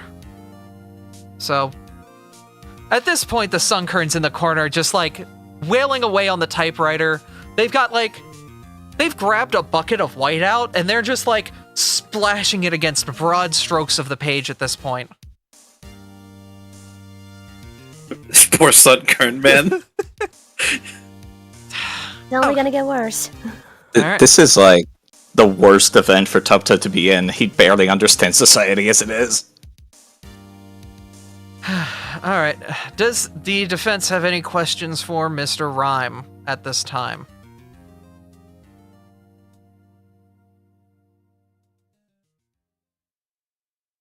Team Dawnlight? I don't have any questions, and also doesn't the prosecution usually set the pacing? Okay. At this point, the Mr. Rhyme will head back. Defense, do you have a witness you'd like to call to the stand? Kind of rubs her head a little bit. The defense will call, Miles, Deputy Miles to the stand. Miles would stand himself up and begin making his way forward before taking a seat. Miles, can we get your statement as to, what happened that evening? Certainly. At the beginning of the evening, I noticed at the conclusion of the show, I was speaking with several of the individual members of Team Dawnlight, several of whom had grown uncomfortable with what they had witnessed during the alleged vanishing act that the performers had just pulled off. It was then that I noticed that they were in possession of a particular device that is used for the capture, enslavement, and mind control of its subjects. When I saw this particular item, I looked at several members of Team Dawnlight before standing up and attempting an investigation of my own. However, upon approaching and making several inquiries with the act leader, a scuffle broke out in which I found myself wounded several times, as well as one of the members knocked unconscious during that particular scuffle. Okay. Is that the extent of your statement? That is the extent of my statement. After I had sustained several injuries, as well as witnessing the incapacitation of one of the team members, backup arrived, and the skirmish had been broken off. We did succeed in wresting control of the control device away from its original holder. We triggered the release mechanism, and it was then that I realized that several of the symptoms of the captured individual, who is present with us in court today, dissipated when the release mechanism was activated. Okay. So, question then. Yes. How are you aware of this orb and what specifically it's capable of doing? I became aware of this orb due to the nature in which my family lives. They are well-to-do. Part of their duties involve the adjudication of justice, and we had encountered this device several times, and it was during those several encounters that I became familiar with what the device was and what it is capable of doing. The name of this device varies from region to region, but its effects and intent is the same universally. Okay. As for the specifics of the device itself, you said you watched its operation. Have you ever had any first-hand witnessing to the use of a device like this outside of the events of yesterday? I have. Can you describe what happened? Outside of the events that I witnessed, I've seen devices like this used for capturing individuals of many different sizes and seeing to their containment within the device.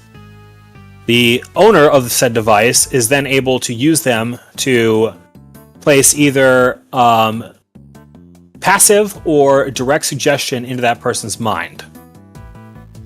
While the exact specifics of the inner workings of that device yet remain unclear to me, I am familiar with the track record of success that such a device has in controlling the free will of any individual imprisoned within.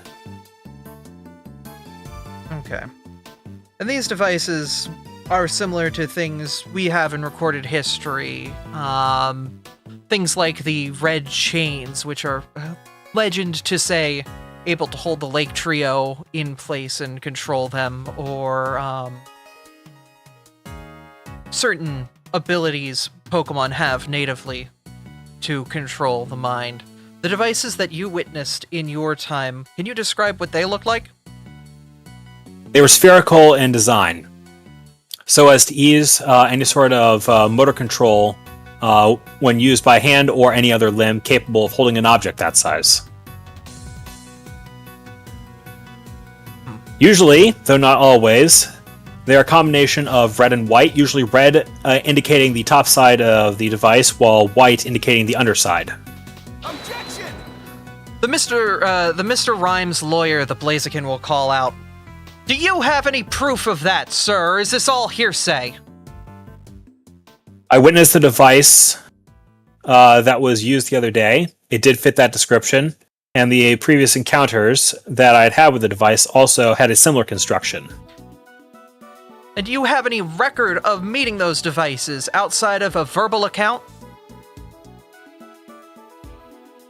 I do not have the specific records of such cases with me today. However, those records do exist, and if the court would like to communicate a subpoena to the Grass Continent, that evidence can and will be forthcoming. Okay. If this case needs to extend past today, we will get a subpoena for that information. The judge kind of looks over. Yes, we'll get a subpoena written up for that information, but we'll continue with the proceedings. If we can verify those claims, then your notions will be kept for the court record. Does that make sense? Yes, Your Honor. Alright. Alright. Prosecution, did you have anything else you wanted to object to, or did you want to let Officer Miles finish their statement? The prosecution's going to let Miles continue what they were saying. In conclusion, the device I witnessed yesterday gave me ample cause for concern that a device of this type was being used in an illicit manner. It was during that time that I deduced I had probable cause to begin investigation, based on the display that I witnessed both during the act as well as the manner in which the release mechanism was operated to free our individual in the courtroom today from mind control. I can conclude, based on my objective expert opinion, that this device was being used in an illicit manner to control the mind of the occupant within.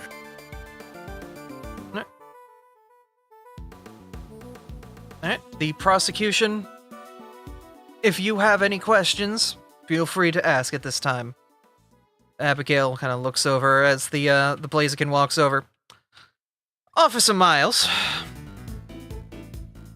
When you approached my client and the circus, did you present your badge and or announce that you were a deputized officer of the law in any way?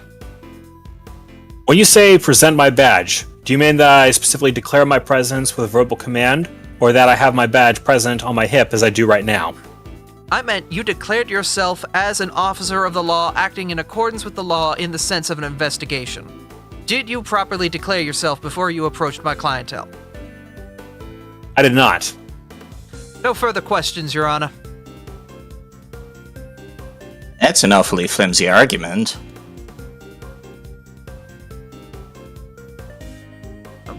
I didn't know Peridot had Miranda rights. The judge will look over. If there's anything else you'd like to say, then you can say that at this point, or you can head back to your seat. I'm going to whisper something very quickly that would easily get picked up on. Go for it.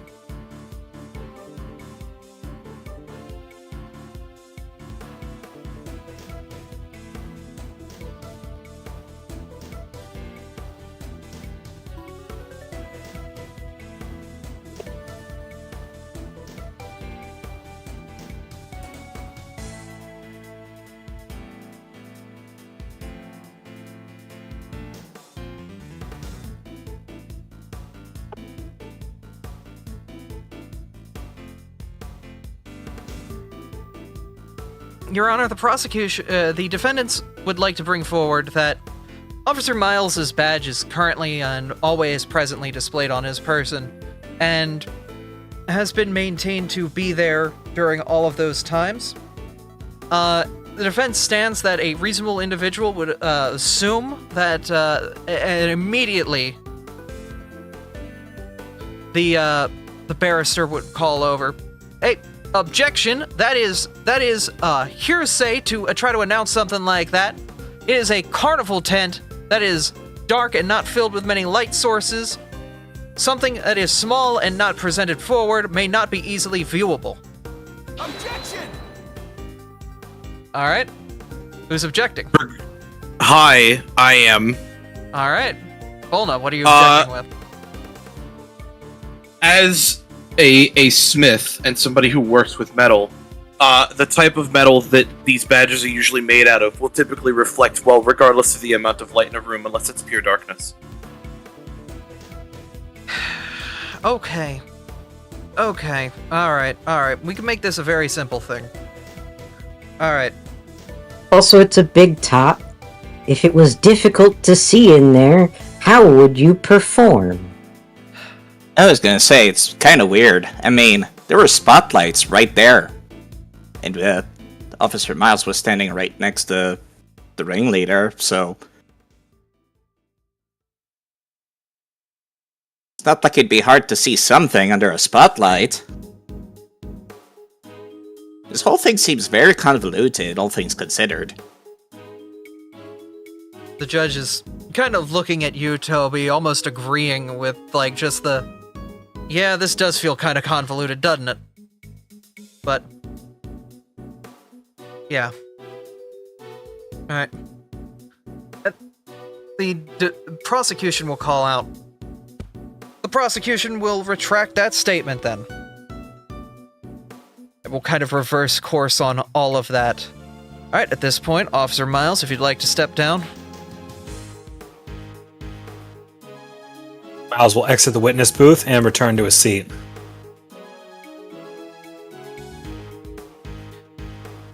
At this point, defense has called up a witness. The prosecution will call up a witness.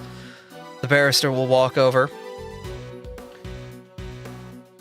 The prosecution would like to call the Prince of Tea Leaves to the stand.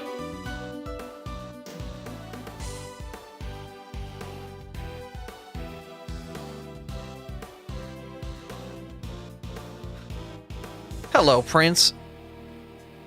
Good day. I have it under good authority that you were witness to an incident yesterday involving a member of Team Dawnlight.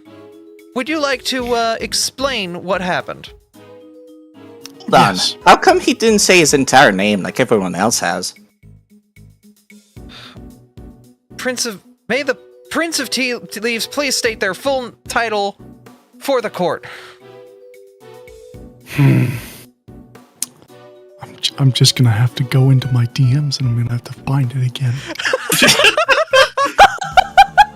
Wow, can't even remember your own full name. It's like well- 5 words, you... while you're doing that, before the statement, Objection! Yes? I have an objection. Yeah. Relevance to the incident that happened in the big tent to the incident that happened the day before with the prince. Counter objection, Your Honor. This is relevant to the case as it is the conduct of Team Dawnlight while they were attending the carnival that I was asking how it was relevant. I will get to that. I have just called the man onto the seat. And I would like that explanation now, please. I'm waiting for him to give it once he gives his full name. I am asking you for the relevance, Mr. Barrister. I will bring that relevance forward once he tells his recounting of the events yesterday. I'm asking you now, Mr. Barrister, before he presents his statement. What is the relevance to him being at the witness stand? The relevance to him being at the witness stand is to be a character witness to a member of Team Dawnlight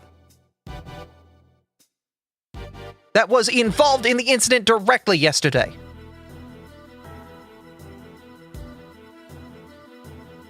So, you got a character witness for a single member of Team Dawnlight. This suit is about the entire team. It's also about events which happened, near as I can tell, at least 600 paces away from anywhere this individual was last evening.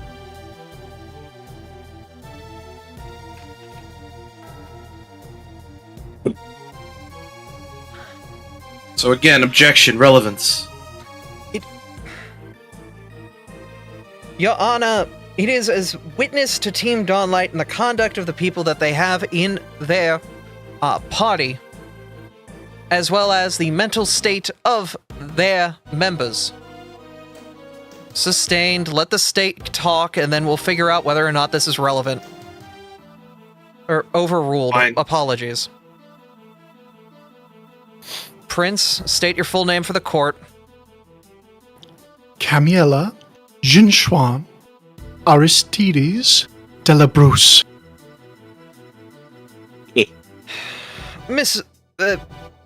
Prince Delabruce, please recount your account yesterday. Please refer to me only by my title. It's easier that way. Go right ahead, Prince. Regardless, during the festival, I had a tea stand. I was looking to try and sell my wares, and I was having a great success. And then I see Topta coming along. Topta has bought many of my wares before, you see. And then suddenly, I call out to him, and he attempts to cast a spell to put me to sleep. It doesn't work on me, but one of my customers. Can you point that person out in this court right now? He lifts a vine, and he points to the Fuikoko next to... The Fuikoko is kind of just eating a large piece of candy right now, not really paying attention, but kind of gives an awkward wave. It appeared he didn't even know that it had happened. He just fell asleep. Quite quickly after, Topta ran away like I'd never seen him run before. Quite impressive. So you were suggesting that a member of Team Dawnlight, while attending the fair yesterday, proceeded to attempt to use their Pokemon abilities to incapacitate a incapacitate yourself, and in attempting to do so, knocked out an innocent civilian.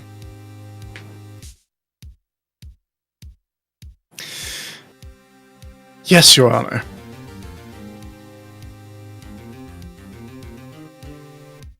The prosecution would like to put a notion forward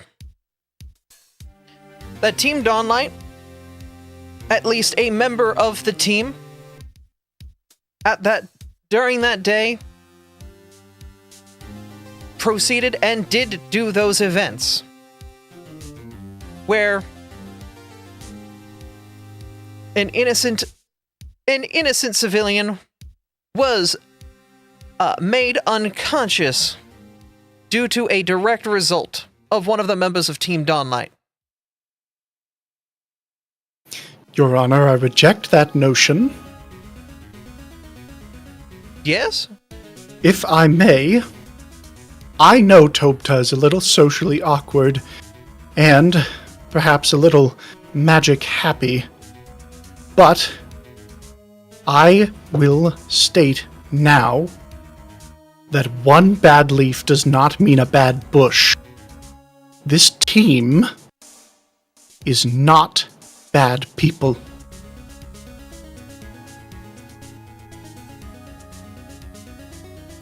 The prosecution will take this statement, but it still doesn't change the fact if Toby did proceed with those actions yesterday. Your Honor, Yes?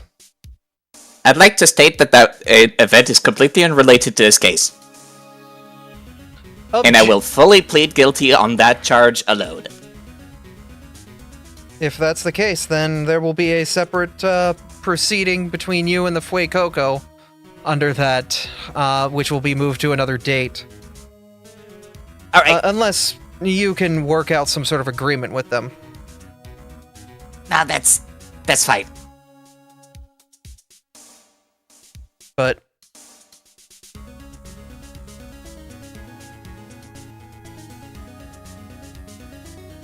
if that's the case, then yes, a member of Team Dawnlight did perform an illegal activity the day before, but they are claiming that it is not relevant to the case directly, but it is something that that will be considered alongside the other statements, because it is still technically relevant actions from a member of the defense at the time of the incident itself. Your Honor, Yes? I would like to claim that I'm still not used to society, and I was raised in a mystery dungeon. It was a stress response from being in a stressful situation. Are you pleading insanity?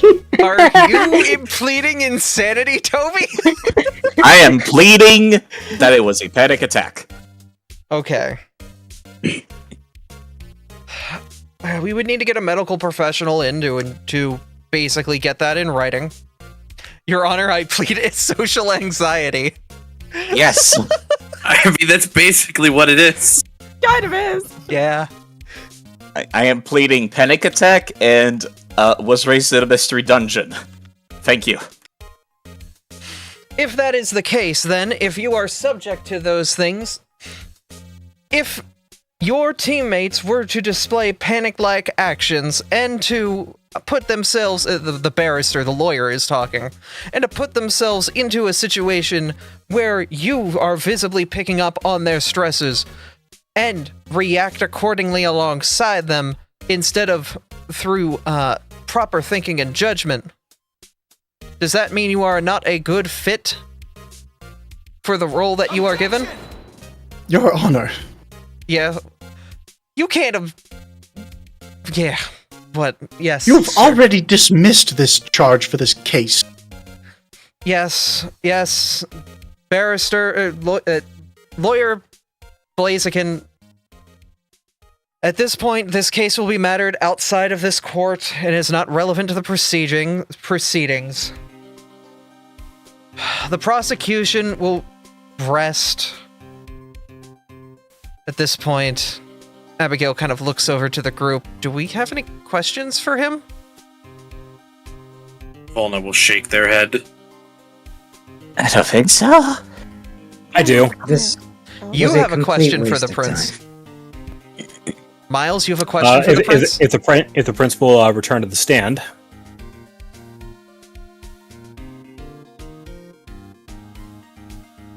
Where were you during the time of the incident in question that has brought everyone here today?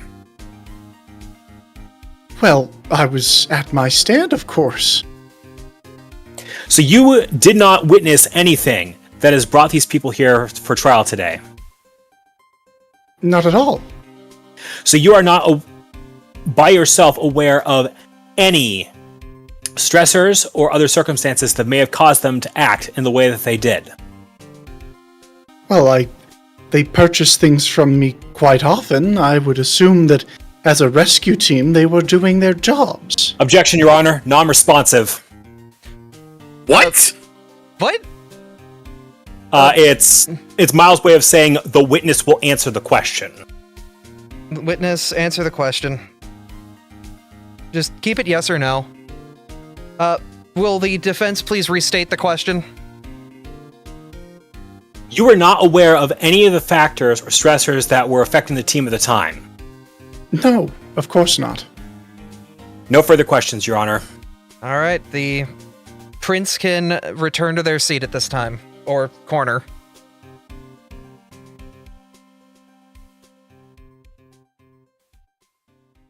All right, the defense would like to call up Officer Jack McCandy to the stand.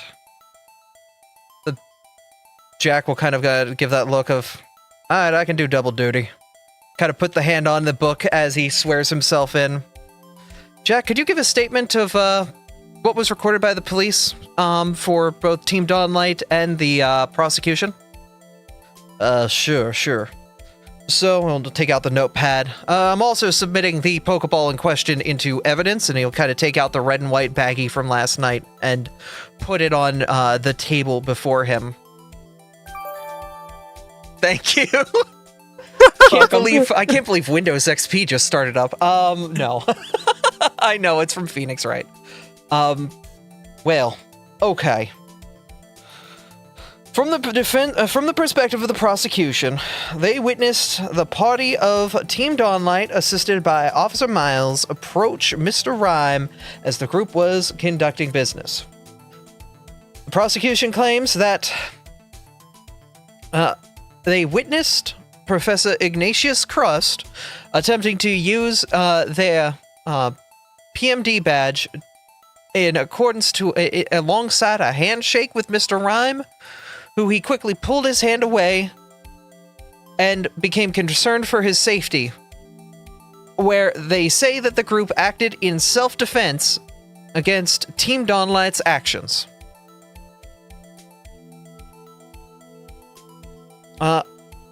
During the ensuing battle, Team Downlight had knocked out Mr. Rhyme and had taken the orb from the prosecution and had activated something on it, destroying it, causing it to crumble to dust.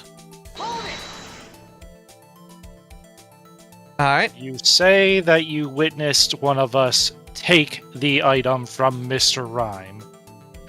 Is that entirely accurate? The prosecution is claiming that in their statement that they gave to the police.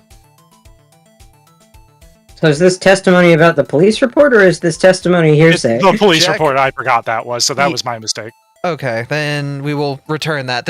Jack is just listing out what was reported in the police report.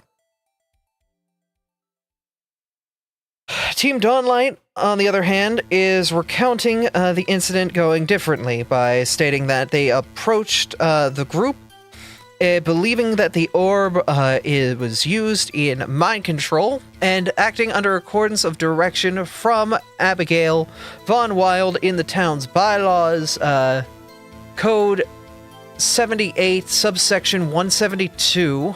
Yeah, I had to look that up. That's not actually a real code. I'm making up numbers. The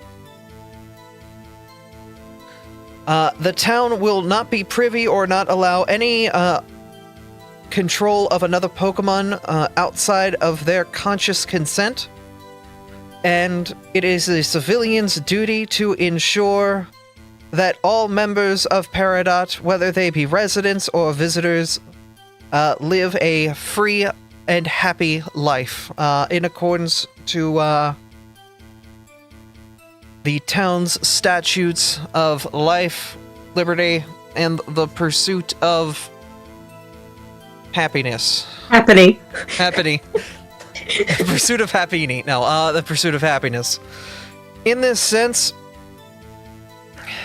Officer Miles, in that moment, was acting in accordance with the marshal squad employed directly underneath the mayor's office, technically an explorer's squad, in apprehending an individual that they believe was mind-controlling a member of the circus. Anything anyone else want to add on to that?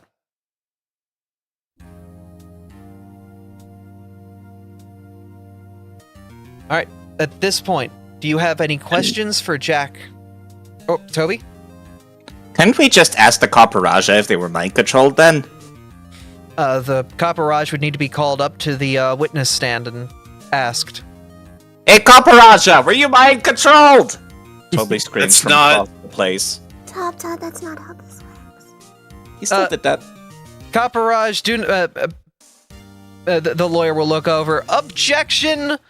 Do not submit any of that into court record. The Copperage has not taken the stand and should not be able to make comment on this matter until they are properly on the stand. The Zatu will kind of wave his arm. Objection sustained. Toby, please do not interrupt the court. Allow the proceeding to continue forward normally. Okay. Thank you.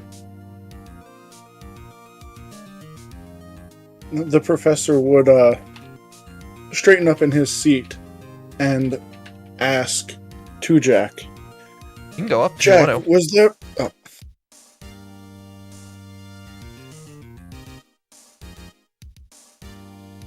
Jack, was there any further information within the testimony from... within the statements from the prosecution in regards to the object in question? From what they recounted, no. I was not able to get a full statement from Mr. Ram at the time, due to him just recovering from the incident. The lawyer, however, basically gave a statement in the Mr. Rhymes' stead as, his legal representative.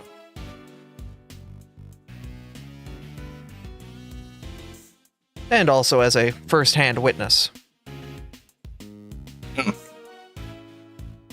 That doesn't sound very accurate then. Your Honor, strike that from the court. The Blaziken will call over. Objection, that is pure hearsay from the mouth of the snowshrew. I was a first-hand witness. Well, in that case, is it that hearsay? Isn't that hearsay? That's why we are doing sweared statements. I mean, I swear that that's hearsay in that case. It sounds like it to me. The judge is holding his wings over his eyes, just like, oh dear God, okay. This is a clown court. Objection, counsel is testifying, Miles will call out, and the judge will call out, sustained. Will the defense keep their mouths shut unless directly asked questions? Will the prosecution, sorry, I'm getting them mixed up. Will the carnival shut the hell up unless they are acting in a legal sense? Ugh. Running a court's difficult when you're a GM. Yes. I told you. Abby, this is not the first time you run a court in Pathfinder either. This is not, and it probably won't be the last, knowing you guys. We just love getting into trouble. Objection, hearsay? Players you? Paradox City. I mean, if they're speaking on behalf of someone else, that's basically hearsay. The case is going just fine. Please don't try to get yourself in contempt of court. Yes? I don't know how to put this, but I overheard a couple of things yesterday when Mr. Jack was talking to, the, circus actors. All right. That would have to become. You would have to go up to the stand and put out a statement about that. Yes, Your Honor. It's all right. You kind of looks at you a bit softly. You're a younger kid.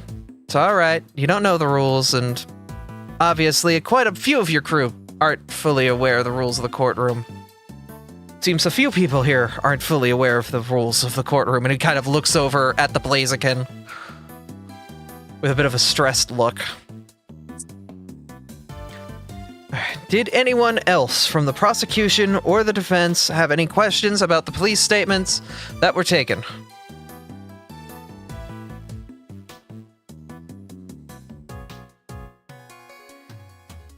If there are no further questions, Jack, you may head off the stand. Nod and do so, heading back to his side of the courtroom.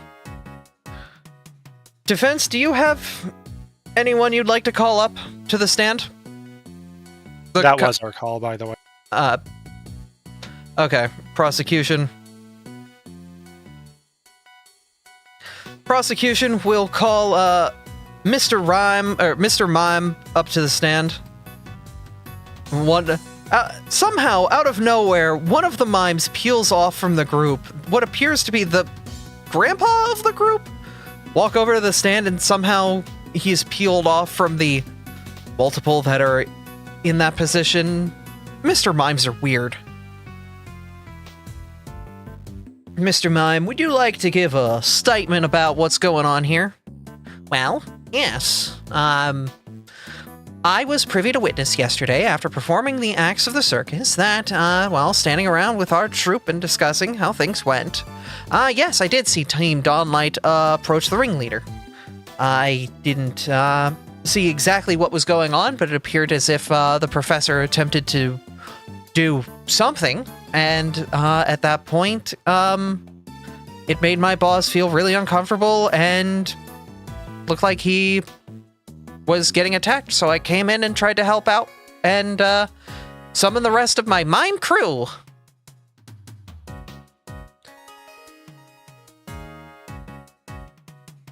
Does the defense have anything they would like to object to in those statements, or anything they would like to question against this mime?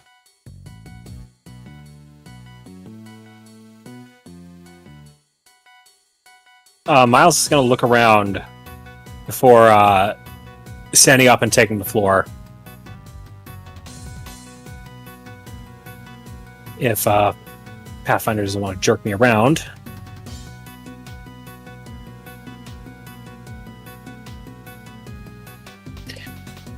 You say that you were present during the events of yesterday when the entire incident went down, correct? Yes. Where were you in relation to everyone else? I was, well, with the group off to the backside of, the Bewares, so I didn't have a direct line of sight to everything, but I could kind of see through everyone's legs.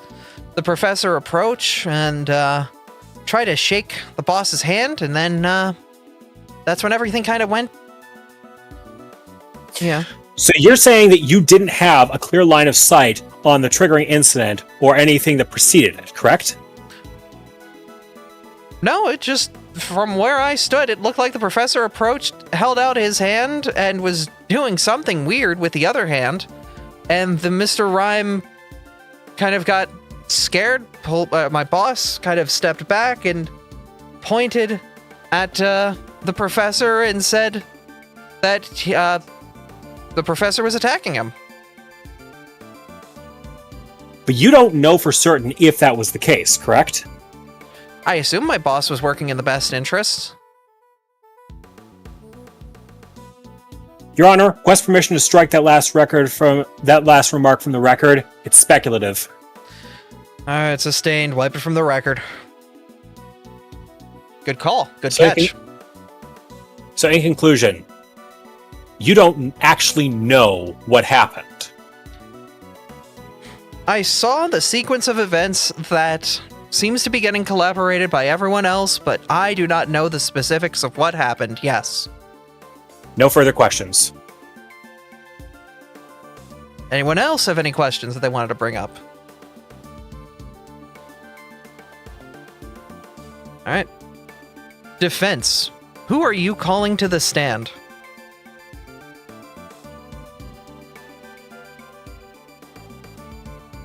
Are you calling the Copper Raja to the stand? Saphira?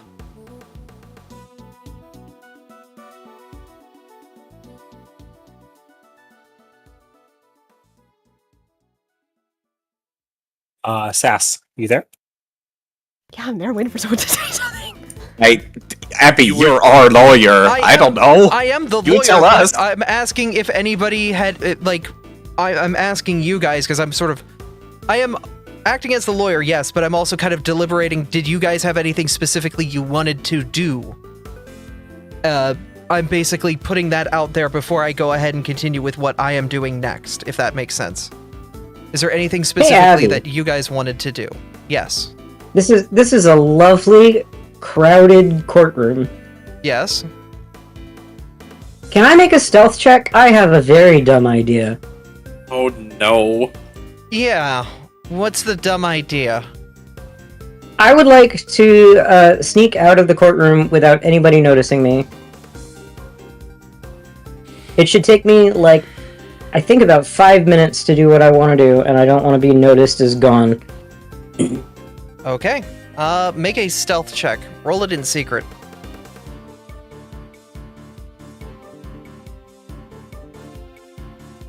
You're going to need a very interesting number on that die, I will say, to get past everyone's perception.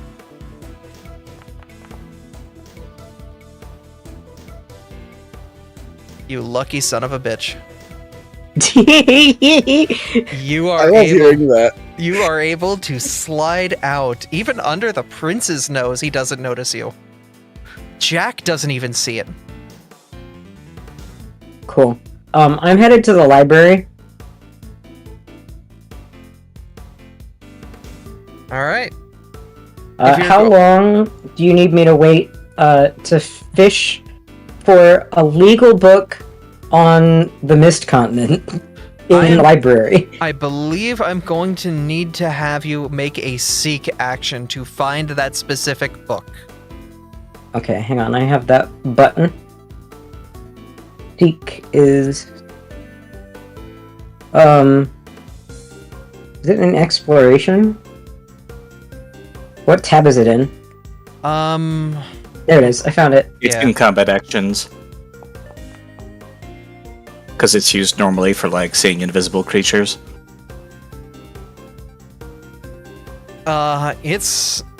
You are not able to find it easily. It's gonna take some time to dig through all of this. Okay, well, I'll be back later. I'll be back later. Let me say it like this: the dice giveth, the dice taketh away. This type does not know the Dewey Decimal System. Exactly. Dewey Dessa don't.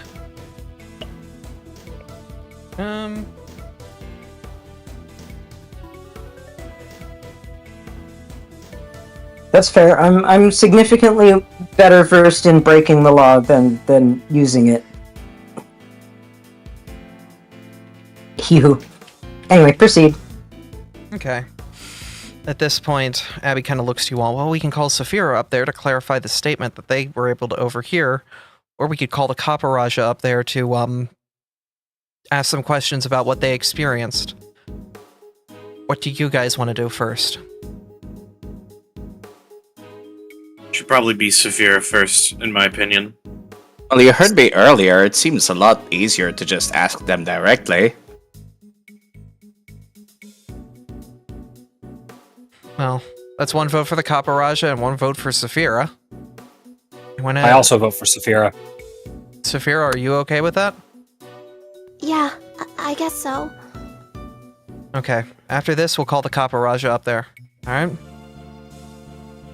Okay. Okay.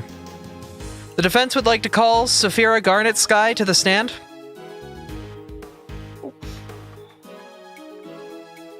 Shyly skitters up to the stand. Saphira Garnet Sky, can you make a statement of what you saw yesterday and what you overheard? Yeah.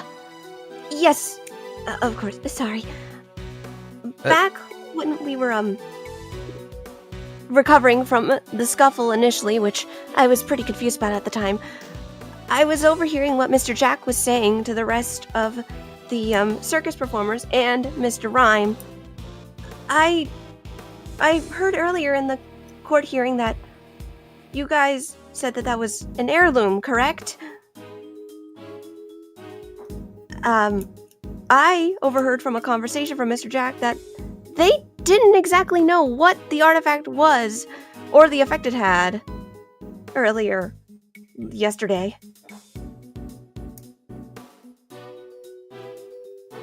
So, the defense would like to put forward that the carnival was not fully aware of the capabilities and the abilities of the magical artifact that they were in possession of.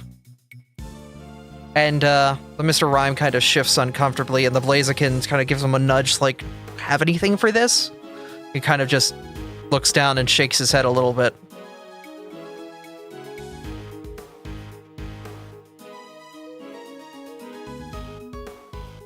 You are free to continue making any statements that you'd want. Apart from that, from hearing that, it just made me wonder if they claim it was an heirloom, but yet they randomly found it, and they didn't really know how it worked. How were they able to pull this off in the first place, and why would they call it an heirloom? Just to hold to save face or something?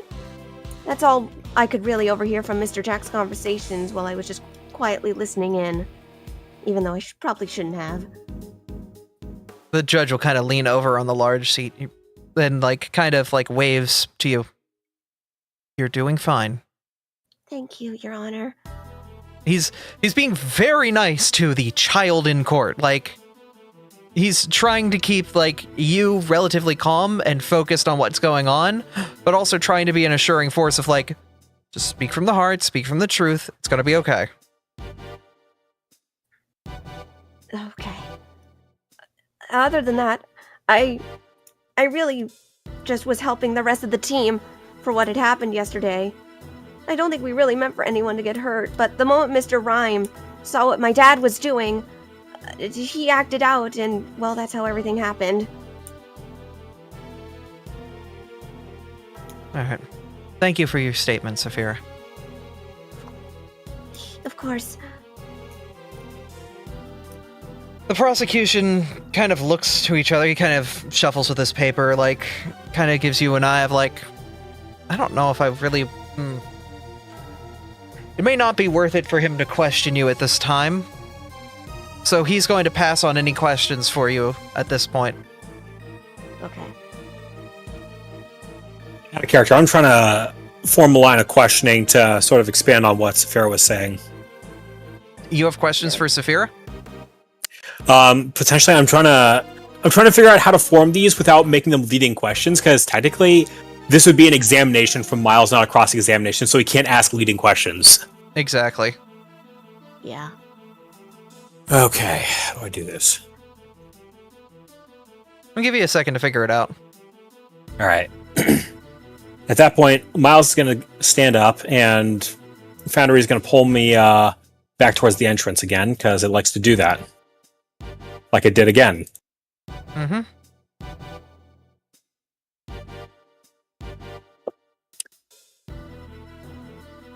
Saphira, can you tell us more about what you witnessed the other day with the operation of this capture device?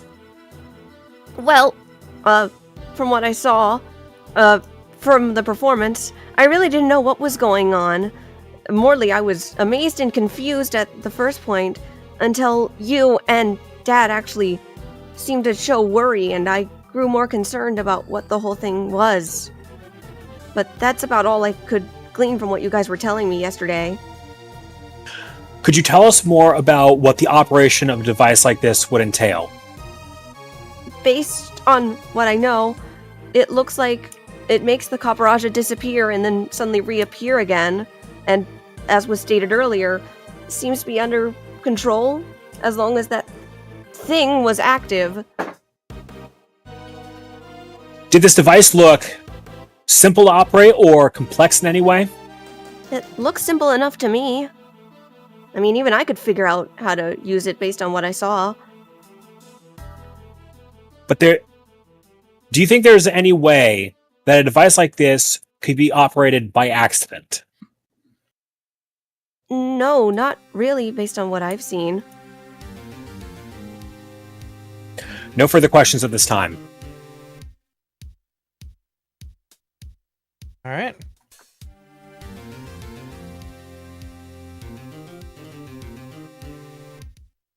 At this point, the lawyer will come up and cross-examine.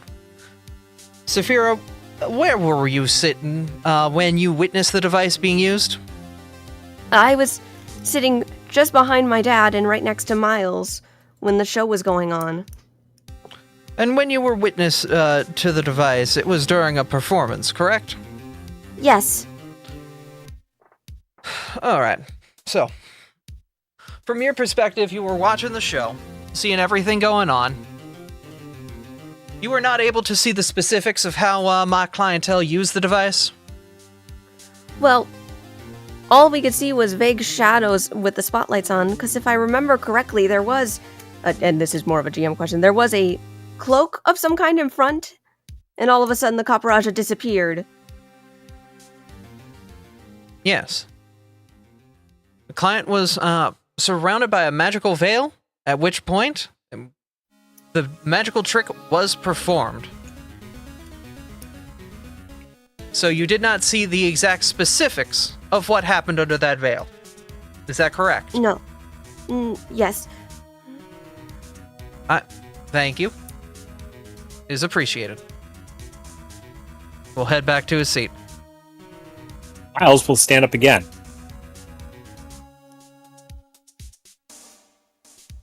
Yesterday, did you ever get a chance to get a closer look at the device? No. Not really, not until it was destroyed. No further questions. The judge will look over at you. Are you doing okay? Yes, Your Honor. Okay.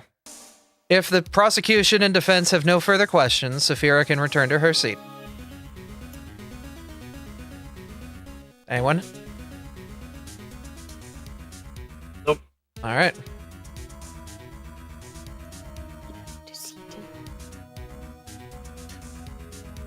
The prosecution would like to call Professor Ignatius Crust to the stand.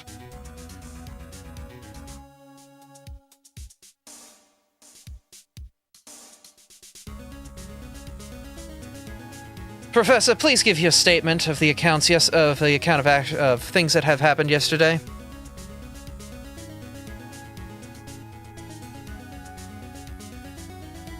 And the professor would clear his throat before beginning.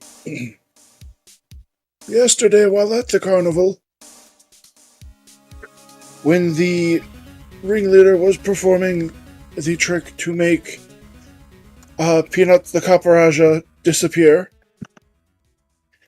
it was observed after the trick had been performed that the ball in question had been revealed. Upon sight of the aforementioned device, and the knowledge of its use and the effects on those it has been used on, it was judged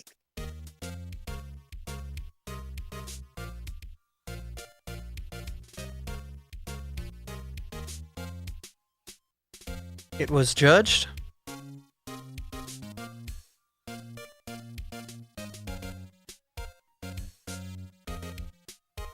There has been Oh, an What's IRL. happening? Oh, small IRL. IRL blip. A small, a small interruption. IRL child interruption. Understandable. Alright, I am back now. It was judged that the device was a danger not only to Peanut the Caparaja, but to the town of Peridot as a whole. And with agreement from Miss Abigail Von Wild as well as Miles, we were tasked with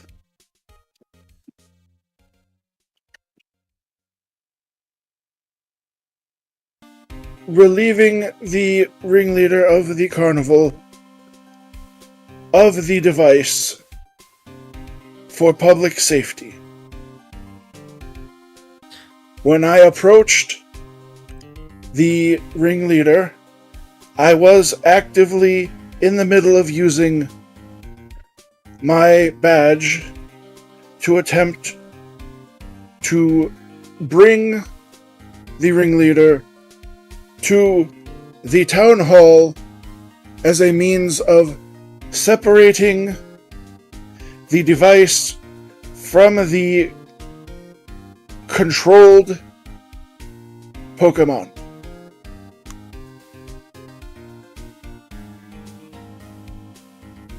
When this action was noticed by the ringleader, they began to become irritated and did attack, at which point myself as well as my compatriots defended ourselves.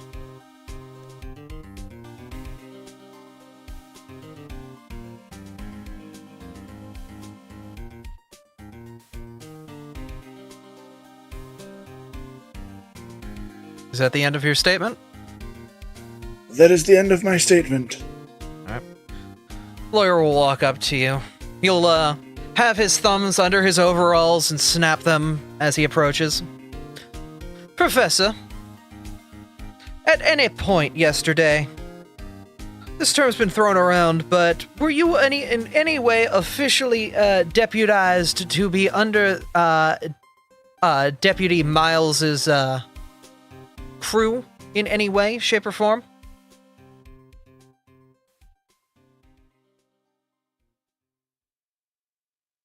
I was acting in my role as a rescue team member under the advisement of Miles. Okay. So assertions that you were acting as interim deputies underneath him are not fully correct. Is that what you are saying?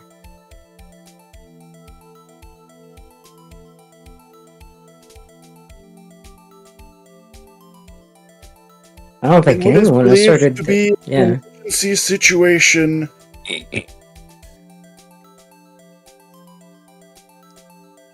Sorry, there were a couple noises that kind of overwrote your voice. I'm sorry. In what is observed to be an emergency situation, official actions may have been, what is the term?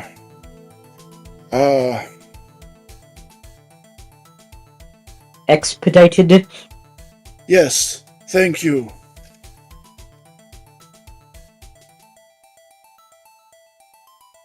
Expedited. And this was also under the official statement of Miss Abigail Von Wild.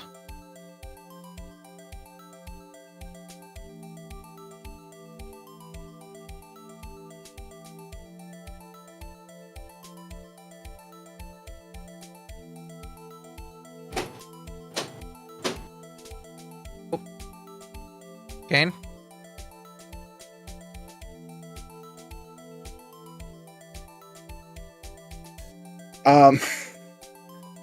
Sorry, my my train of thought left without me for a moment. It's okay. Everyone's had a moment where their action list in The Sims gets canceled out for no reason.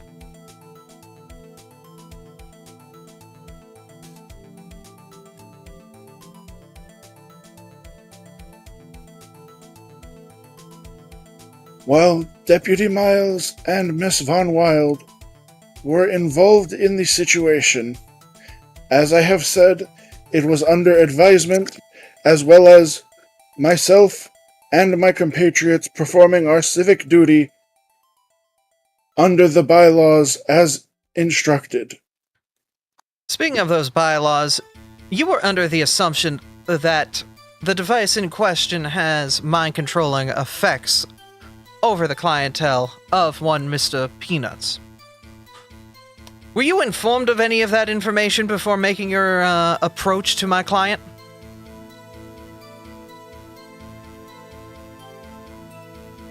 I was informed by... Oh god, I'm trying to remember. I believe Artomis... Out of character was both Miles and Artomis that told us about those devices and that they exist and that they function, as well as Ember, I think. Yes. I freaked out. I'm not sure if I said anything, but I definitely, It's been 2 weeks. Yeah. I definitely freaked out. I went into the VOD 2 days ago to kind of review how everything went, and yes, Artie and Miles did both state verbally that something was wrong with those orbs. They didn't say what specifically, but they gave the hint that there is a suggestion of slavery. Or something in the mind control area. Something along those lines.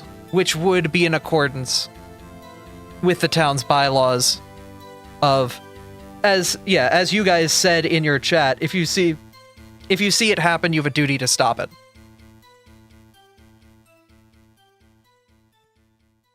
Alright, so then, it would be the professor saying that,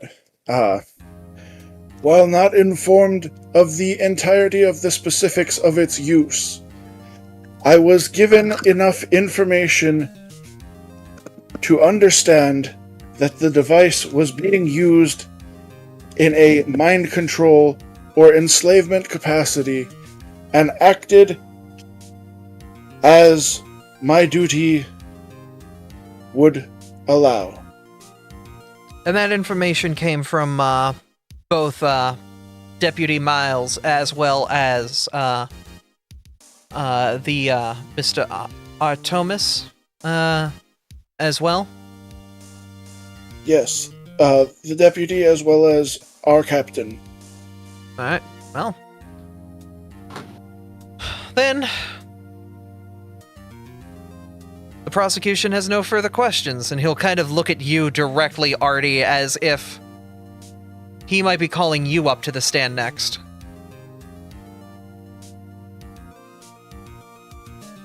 Alright. Defense, do you have anything you would like to ask the professor?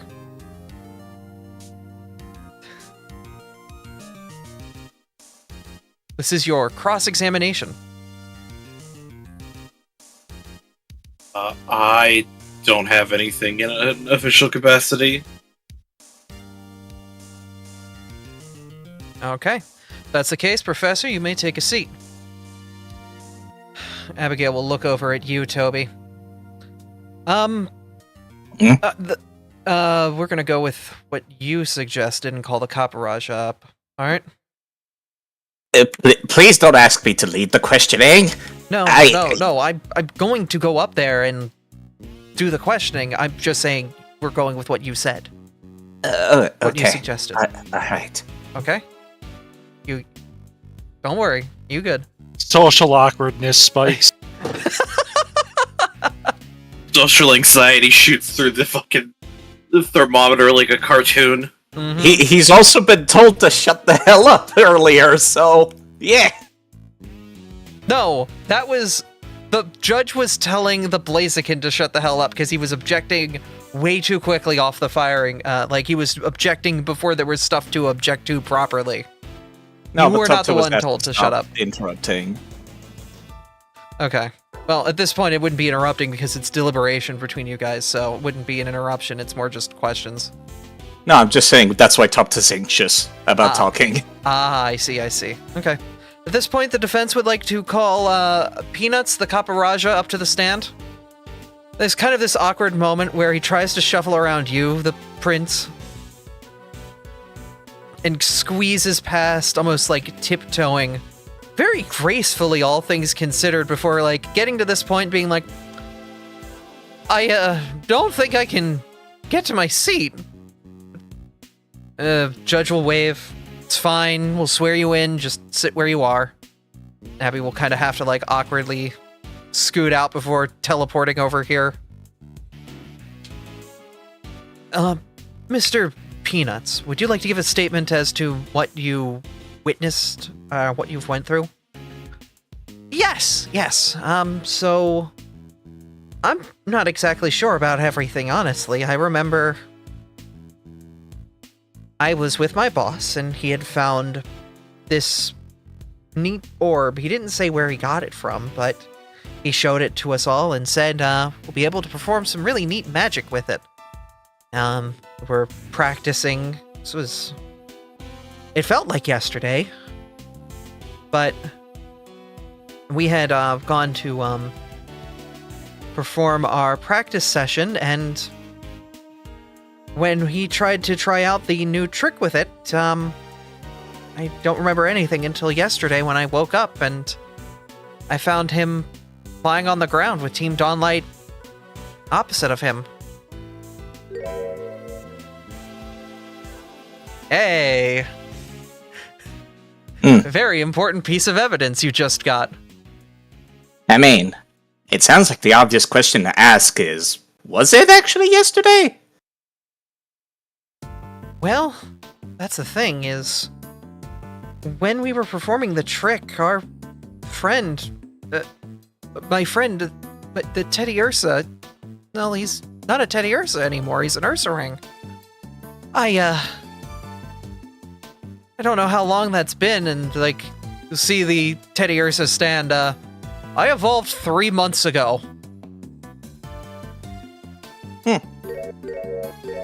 Well, that kind of sounds like that answers the question, doesn't it?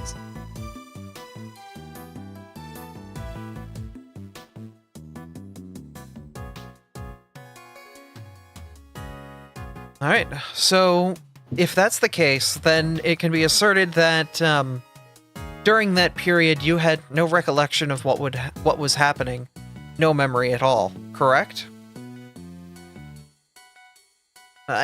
Yes? And you had no control over your facilities? I mean, if I don't remember anything from that time, I don't know what I did or if I was in control or not. She kind of looks at the judge like, is this something that can even be answered with a yes or no? And the judge is like, if they're not aware if they were in control or not, then we will, it is technically then they were not in control because their current memories aren't aware of it, but we were not aware of if in that moment it was them in control and they simply had lost memories of that 3-month period, or if they did not have any memories or any knowledge of that 3-month period at all. And that's where the issue lies. Abby will kind of pace a little bit as she kind of thinks to herself. Miss Abra, aren't yes. you a powerful psychic? You should be familiar with that kind of magic. What, like going into somebody's mind?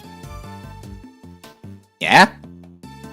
The court kind of like looks over and is like, the judge looks on and is like, that's an illegal thing to do without like express permission written by the other party, right? Oh, I'm aware. But I still think that she should be familiar with how that sort of magic works. Abra will kind of rub her temples a little bit.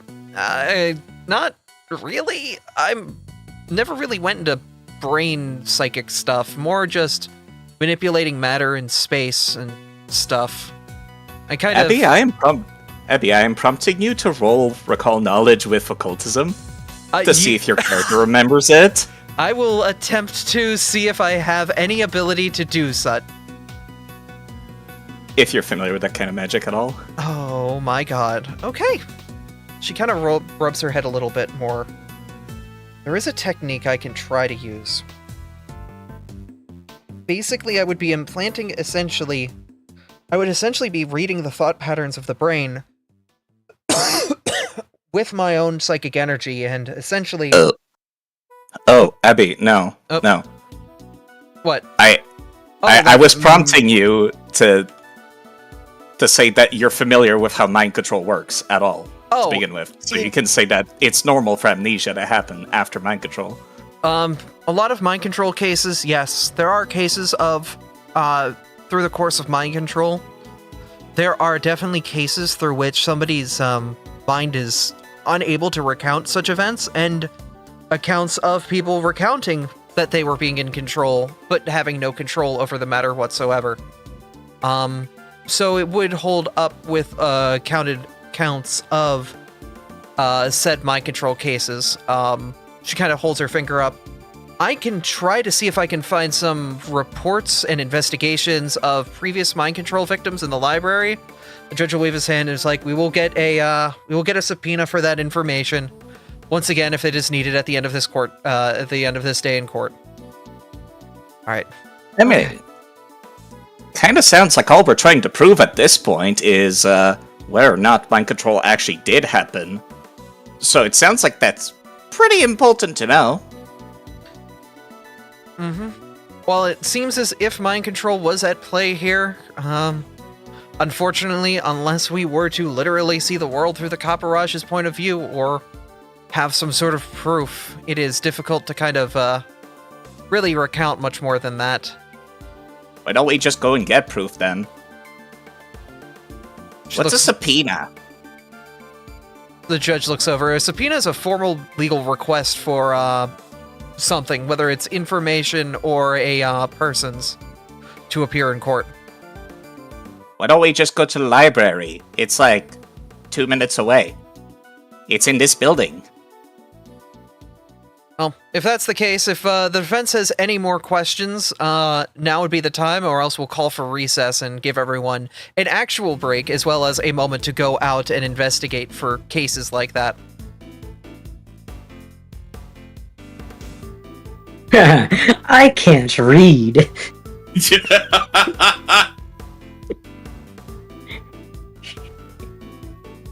All right. Does anyone have any more questions before we hit our break?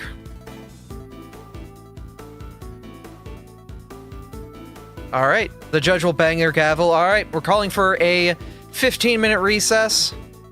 Do what you need to do. Take a step outside. Get some air. And for our players, take a 15 minutes. Get some air. Step outside. Relax a little bit. We will take a break here. And I'm going to take a moment. Break time. We're going to take a moment to take an actual break and get some water in my bottle. Judge calls dibs on the swings. Yeah, the good one. Because there's always one good swing and one bad swing. Recess. Alright. We'll see you guys in 15, but if you guys want to talk amongst yourselves, go for it. Are we muted now? Oh, I have not muted you to stream. I can mute you to stream, though. No, it's fine. Okay. Alright, I will leave you hot to stream as I walk away. Okay. Quick, everyone say Abby's cute. Bus. I'm sorry I threw you under the bus, Professor! It's okay. I kind of had to. I had to be honest. I had to. So 3 months have passed since the control period started. No reasonable person would have missed that control period over the course of 3 months. Summary of initial statement was that you believed that this was an heirloom, and you had no understanding of mind control ability. Bye-bye, ours. What about ours? Yeah, heckin' Darkosaurus Rex. I'm still baffled. How the hell did you sneak out? Paris, Jesus Christ. I have no idea. That was a very stupid idea in my head. You were like the second sneakiest member of this party, only seconded to me. Listen, I trained in thievery. I am the mafioso. Yeah, because I think you have like 1 dice higher than me in stealth, if I remember correctly. It should be getting pretty close at this point. Yeah, what's your stealth again? After leveling up, is 12. Yeah, I'm a 10. You're 2 higher than me. Yeah, I took expert in stealth on level 4. I'm being acrobatic bug. That's why. I have a 2 in athletics, but a 12 in acrobatics.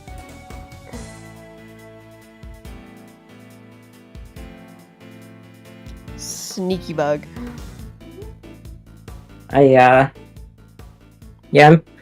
I'm looking for something in the library. I think I can end this pretty fast if I find what I'm looking for. But God. Ember got the dumbs. He Oh, snuck no. out, which It's was a total amazing. case of But the then got the stupid. dumbs. It's just, you got a case of the stupids. If only you Listen, had he's somebody. never from the been Mist- in a library before. If only you I- had somebody from the Mist continent who's very familiar with books and who could help you with that. If only that person wasn't always extremely rude to my character. See, I miss it. Miles is trying to put together an absolutely killer line of questioning that may put this entire trial to bed. But I need Artemis's testimony to happen for any shot of this to work. You're gonna have to convince him in character, Nan. True. No, what? Artemis has to say a few things. I can't say what because I really don't want to spoil this for anyone. But if Artemis says the things I think Miles is betting on him saying, he's going to call the circus master back to the stand. And he is going to pull out the absolute kill shot every lawyer lives for when trying to disqualify a witness.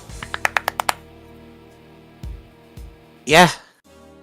Like, we know And what what- the win condition is. It's just a matter of, like, can Miles in character convince Artemis in character to do that? Well, in character, Miles is... He's trying to put pieces together. He doesn't realize this is actually an opportunity. And he needs to know what Artemis is thinking about this before the thought would even occur to him. So... Yeah. And We all got stuff we're cooking, I think.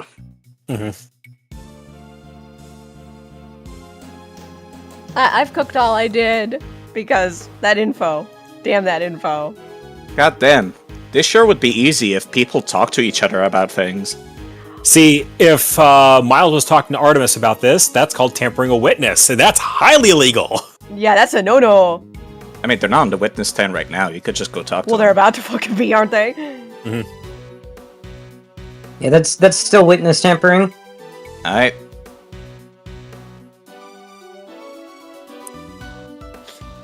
The only amount of mild things is Professor was like, hey, Saphira, speak up because you've got information. Because she did kind of mention it very vaguely to the professor last night while she was hiding in her plush pile.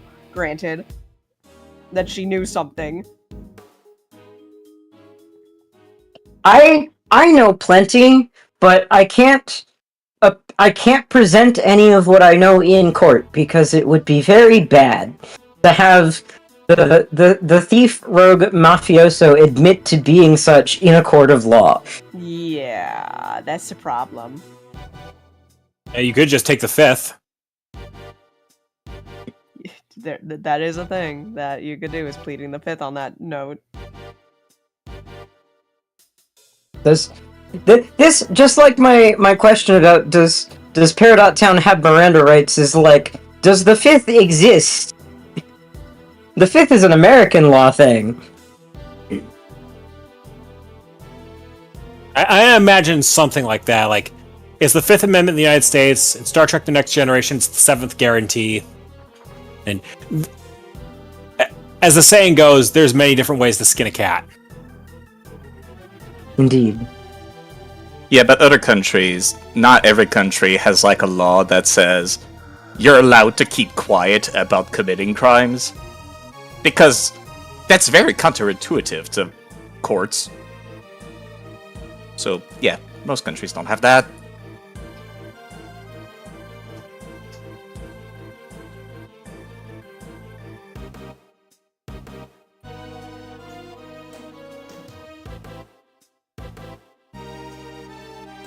Well, I'm gonna stretch and I'll be right back.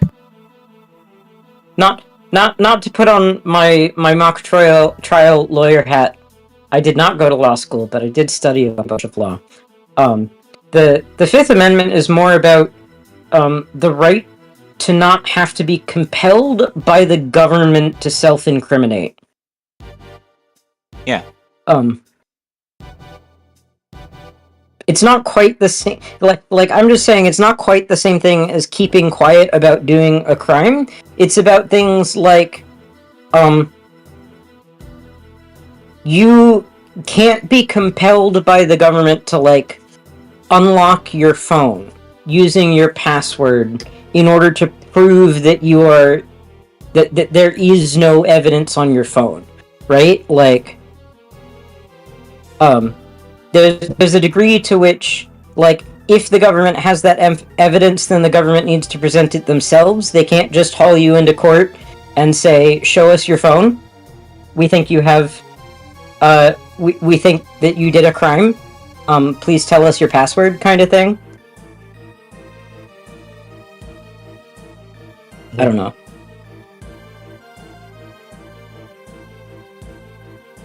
I'm back. I'm back.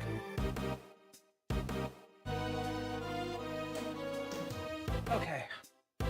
Alright, we are currently in recess right now. And the gang, you are heading out to go to the library to see if you can find any, tomes or whatnot.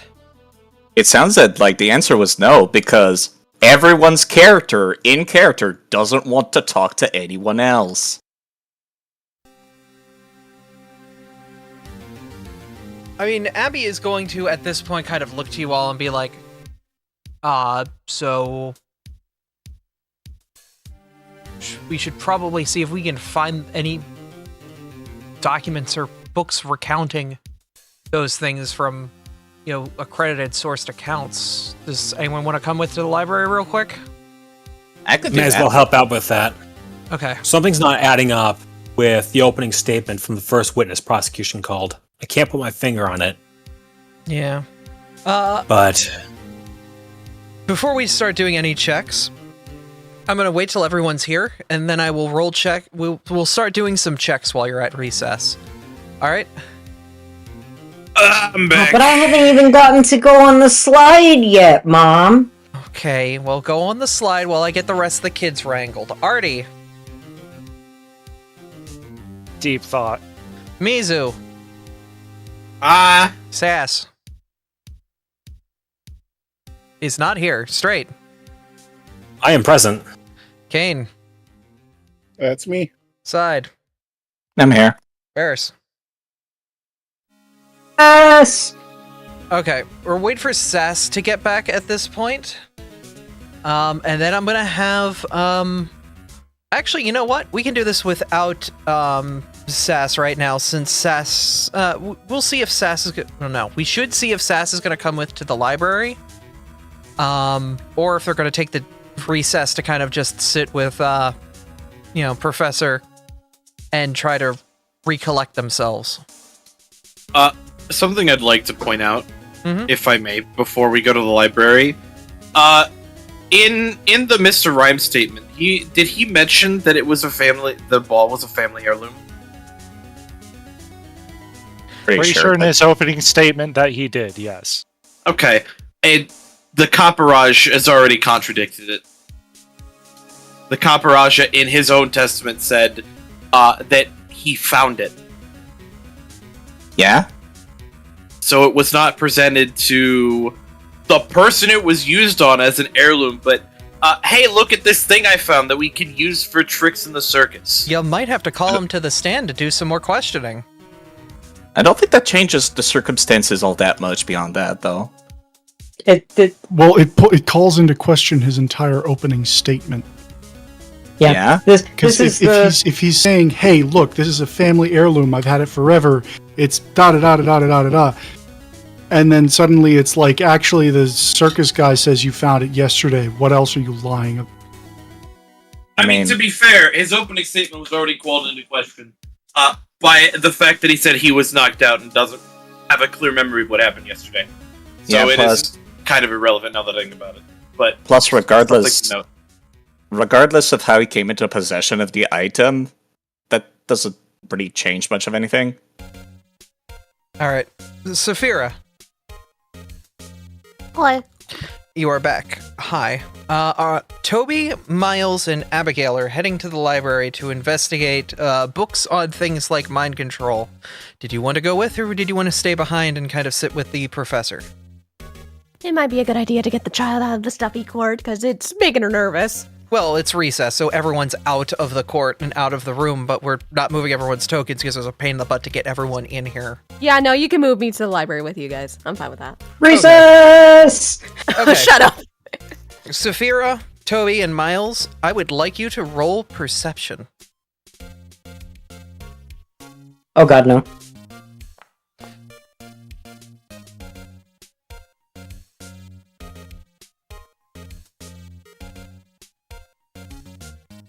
Let's see. Perception.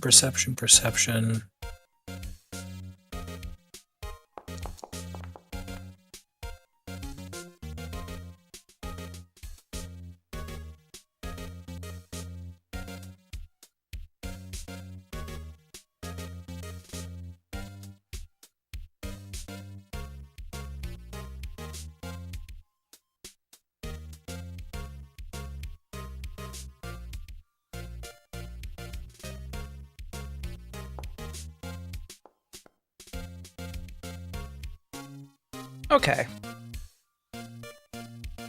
Toby and Miles, as you walk by, you catch the Mr. Rhyme kind of staring down. It almost seems as if he seems to be a lot less put together than where he was this morning, and seems to be falling apart a little bit. His hands are shaking a bit, and he's nervously sweating.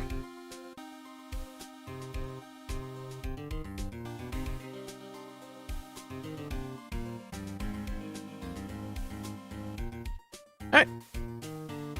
As you guys continue along and move up to the library, you find Ember's here. Somehow faster than all of you could have gotten here. You move Uh, fast. if you don't mind, Abby, I'd like to leave my familiar behind in the courtroom whilst we're doing that. Go for it.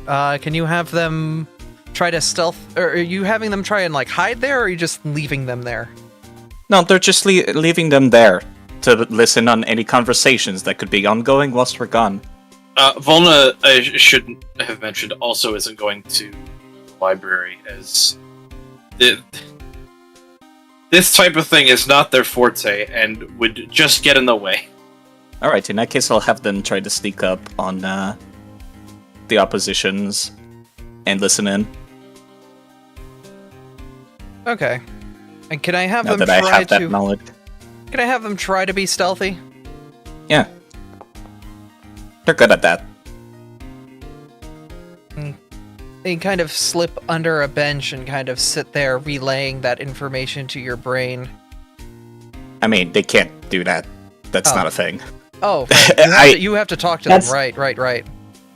Yeah, I'm the one that gets magic telepathy, but I'm also on a 100-foot leash. True. Okay. All right. They will listen in, and I You will. can relay that information back to me after we reunite. I will. I'm gonna get it typed out in. I'm gonna get it typed out here in a DM to you. Cool. All right. While that's going on, you guys have entered the library and are attempting to seek out a book detailing the effects of mind control. Can I have you all make a seek check? I already did. Where was it? Seek. That's my perception check. No, your perception check was to notice Oh, of the Mr. Rhyme was stressing out. It's Saphira. No one else needs to roll. Saphira, you walked into the library and found a book immediately detailing a similar mind control process. Immediately 3 seconds in. She just skittered over and found the book immediately. Like, you saw, like, what appeared to be, like, a hypno pendulum on the side, grabbed it, and immediately, it's a book detailing various accounts of people under the effects of mind control. Some of which describing the effect of, they were fully, like, aware of what was going on, but had no control of their facilities. But the majority of cases have no memory between the start and the finish of the affected mind control. Whether it's through the means of a telepath taking over their brain, or some other methods that aren't truly, like, dug into as deeply. Damn. Saphira will absolutely bring this book over and point out what she found. You guys might want to read this. Let's take a look. Interesting. You found evidence. Where's the button? I don't have it on me. Hey! There you go. Book on mind control has been added to the court record. I love how it's a little game for one of us to push the damn button. So have I made any progress in looking for my book, or am I extremely stupid? You rolled a 2. You want to try again fuck now that did I it's roll? been like... you rolled a 20. Ah, hell yeah, baby! Crit Queen at work. Alright, go ahead and roll again, Plus Ferris. 11. That's disgusting. Yay! Let's go looking for books on Mist Continent. Which action do I need to use? It's seek. Yep. Abby's trying to get the kobold started early. You find your book, too. Yay! Detailing accounts of items that are banned in certain nations, specifically is lists and inventories from customs and things for people to be aware of. Including what specifically you're looking for. You can find an account of, specifically, let me get a text ready for me to give to you as I am typing out something for Side right now. I have a lot I need to type out. That makes sense. You could send it, like... At this point, I'm going to keep quiet until I'm reunited with the familiar anyways. Okay, I'm going to send you what you get back from your familiar. Ferris? Yeah. I assume the Pokeballs are very extremely contraband, and I have a list of contraband items going like Pokeballs are very contraband. Yay, document.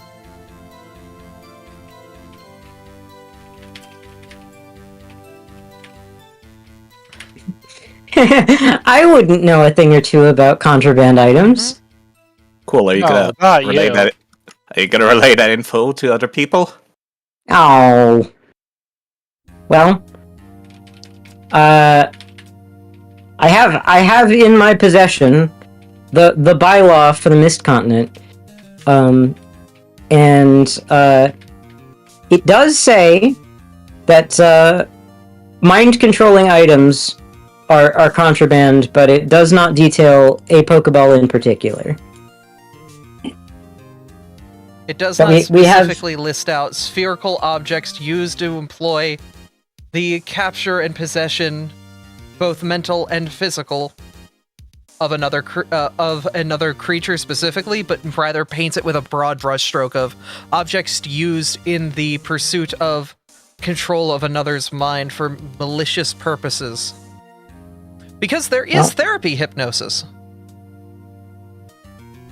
Sure, but that is significantly less helpful than I was hoping for. Alright. I'll still I'll show everybody my book. Ember is still not good at books. Alright. You've presented that evidence to the rest of the crew. Add it to your evidence. Okay, fine. Yay. It's been added to the court record.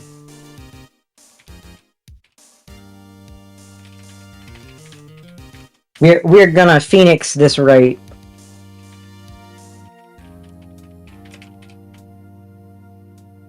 Anybody else got a thing? Miles is I going am- to start thinking out loud here. So we've more or less called into question Mr. Rhymes' opening statement with regards to that capture device. He said it was an heirloom and had no stated understanding of its mind control ability. Caparage immediately contradicts that, stating that he had not only found that particular Pokeball, we have this here detailing symptoms that line up with the story that he was under mind control. We have a general period of 3 months, and I can't imagine anyone in an act like a circus, people who are supposed to be watching out for each other, would have missed the sorts of changes in demeanor, as radical as they were. You add to that my own expert testimony that a device like a Pokeball can't be operated by accident. He knew full well what he was doing.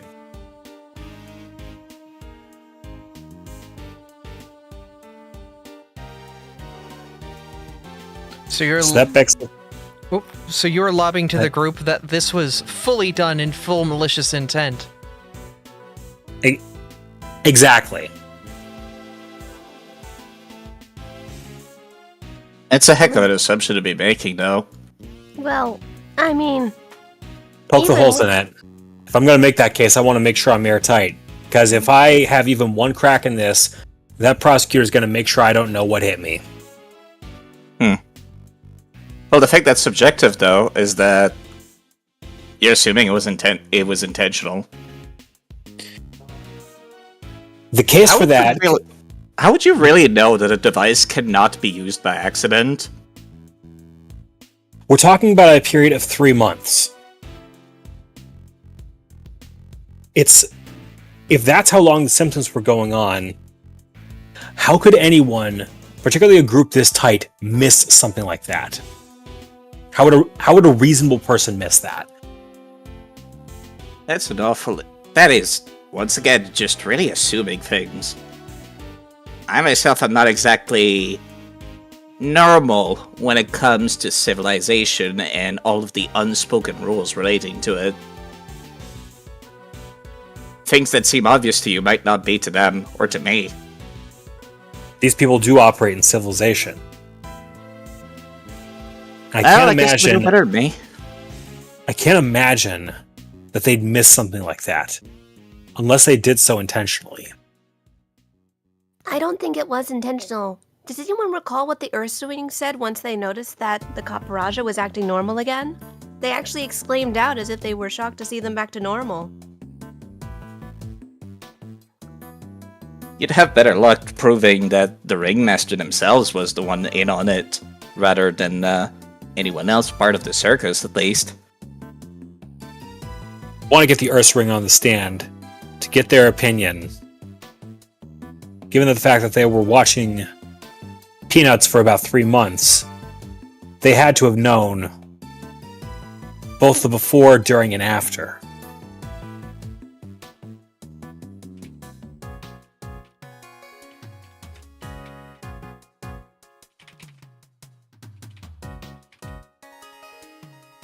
Sorry, I'm doing a bit of typing.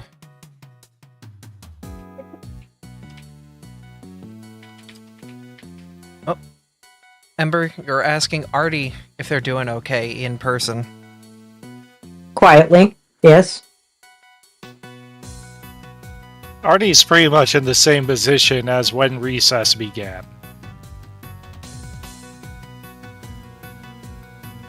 And he does not reply to you. Wait, hold on. Did we go back to the court yet? It sounds like Ember. I assumed we were. Yeah, I thought we were done with books. No, it sounds like there was still discussion happening, but I didn't know if Ember, if you were just heading over to Artie where they were and just making sure they were okay or not.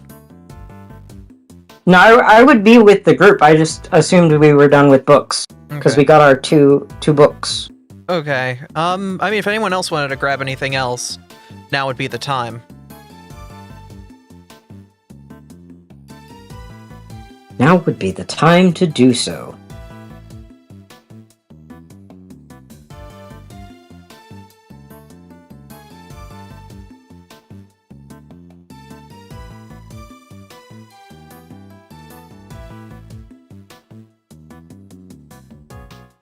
Okay. If that's the case, then the court will begin to regather unless anyone has anything else they'd like to do during this recess. Nope. I mean, how much time is there left after we get back? Probably about 5-10 minutes. Oh, You guys hey! very quickly found those couple of books. Alright then. That means I have been reunited with my unknown familiar who was left behind to spy on people. Yep, and you have been made privy of the information I messaged you. I'm gonna have Keys go over and touch everybody after they do such a Topta. You're going to share the information that Keys was able to pick up. It is extremely likely... Actually, yeah, no, like, in character, it's more likely that Keys would probably, quite literally, play a mental recording of the Ringmaster very guiltily, repeating over and over, "I didn't know." As Keys only expresses themselves in unknown language otherwise. Huh? Toby will pick him up, kind of just stare at everybody else. And I'm guessing you guys can probably figure out what we should do with that information.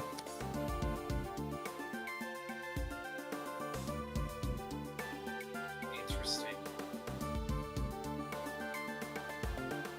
That is pretty big information.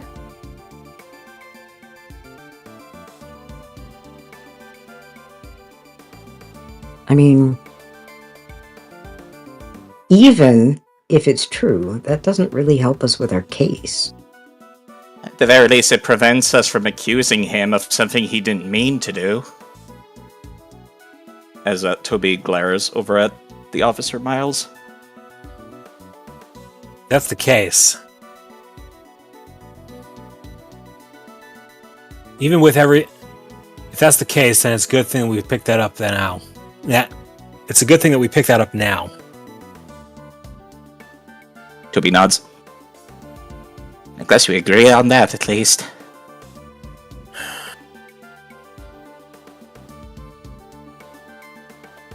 I think at this point, any chance at proving this case beyond a reasonable doubt for a criminal conviction went out the window a while ago. Why? We have evidence of the existence of the balls. We have evidence of the mind control. I mean, I'm saying they don't have the evidence to prove us as being complicit in any sort of wrongdoing on their part. So, on our part, excuse me.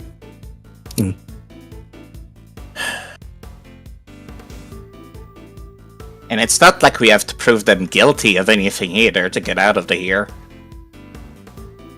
Exactly. that would be a weird court. Mm-hmm. Abby, Yes. I want to give the prosecution a chance to drop the charges. And whether or not they did anything wrong, what we've been able to establish so far is that these people did strike an officer acting in his capacity as an officer. I want to make a deal with them that in exchange for dropping charges of assault against an officer and even forgoing the plea deal for petty assault, that they drop the charges and we wrap this whole thing up. If that's the case, you would have to, I believe if you're going to seek counsel with their legal counsel, you may have to do it, once the, court is actually properly back in session. Okay. Once it has come back to your turn. Wait, no, I thought you could confer in the judge's quarters with the judge during recess. You can? The thing is, that's one of the weird specifics of court that I am not fully aware of. Alright, that is actually something you can do. Okay, so you are going to try to pull the lawyer into the judge's quarters? Yes, with Abby as well. Okay. Yes, the thing which is illegal is you're not allowed to confer without the judge present. The judge has to be present if you're going to talk to each other. Okay, then you guys will walk into the judge's quarters. Did anyone else want to join in the judge's quarters? I think only council can do that. Okay. Officer Miles, then would you like to inform Abby of what you are going to talk with them about in the judge's quarters? Why is his bedroom open? Oh my! Wrong quarters. So, I think we've established pretty well that Don Light, as well as myself, were acting well within the bounds of the law. There's no chance that they have at even proving any sort of merit to the idea that we were acting outside of our bounds and in any sort of criminal matter. Given the fact that we've established that, I don't think there's any more reason to push this. And I think I want to sweeten the deal with the prosecution that in exchange for dropping this thing right now, we can also forgo the pressing of any charges like assaulting of an officer. It's a pretty big crime, one that I think does have the capacity to stick given the circumstances we've outlined in this trial, but I'm willing to drop that, as well as the plea deal of petty assault in exchange for having these charges dismissed with prejudice. I would have to confer with my client on that matter for sure, but there is still the pressing matter of the device itself in question. There is no concrete, solid evidence that you know that that device was used for that purpose. Whether that was the case or not is irrelevant to the subtext of this trial. As was stated during your initial indictment against Dawnlight, you wanted to know, were they acting within the law when attempting to make this investigation happen? And I think that's been established pretty heavily. Your Honor, if the Pokeball doesn't fit... Wait, no, he wouldn't say that. I'm reading what you guys said in your goddamn chat, and it got my brain melting. 1 second. You.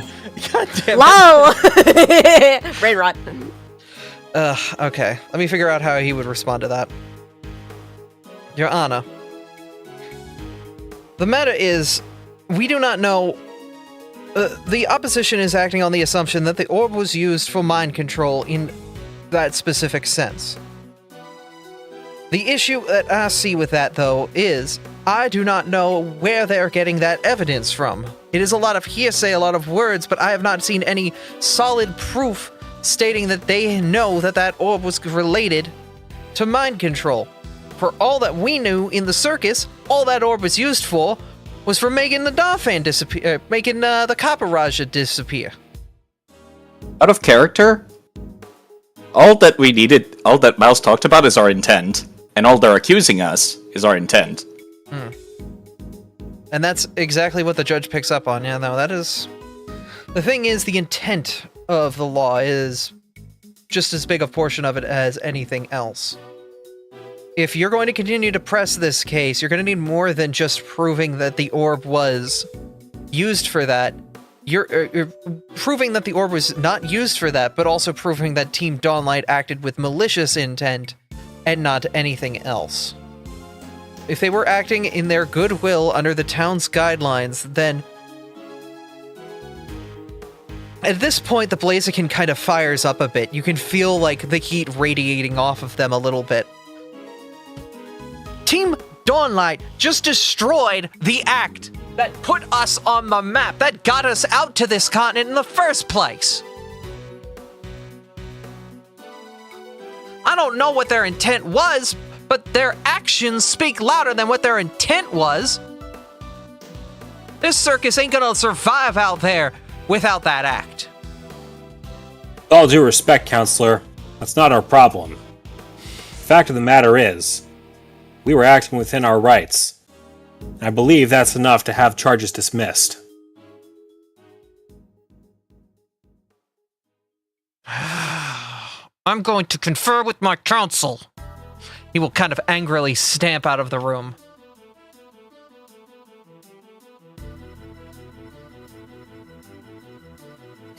Abigail will kind of just give you a look of like, damn, you know your shit. Well, I did get a private education before coming out here. Miles would say, scratching the back of his head. Uh-huh. Honestly, did consider a career in law, but figured law enforcement might be a decent step in the right direction to start off. Yeah. You're showing me up, and I literally have to sit around this legal text all day. So, good on you. Who knows? I might be coming for your job next. Miles would say jokingly. Do you have any idea what I do? You don't want my job. Probably not, but how many people can actually do it? You know, we're trying to get an aqueducts project started in this town to get fresh water from a source other than the local river that's running in. You know how painful that's going to be to try to organize? I imagine pretty painful. Yeah, you're on your own for that. Yeah, thanks! At this point, the Blaziken would walk in.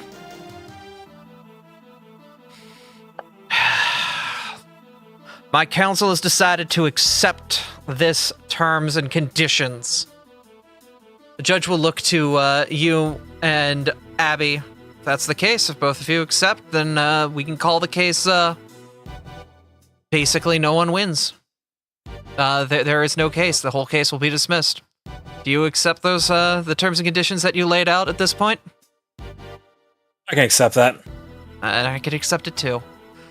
We'll get out some paperwork and begin scrawling everything out as, The Blaziken is still very angry. You can feel like... Man feels like a warm oven. Miles is, going to, give a nod to the judge before, exiting the office. As you do, you can return to the group and relay the information.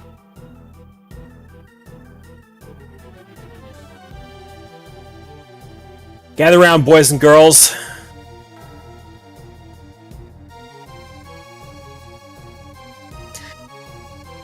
Ooh, is it story time? In a matter of speaking, yes. Oh, I love a good story. I just got done speaking with both the counselors as well as the judge. Thanks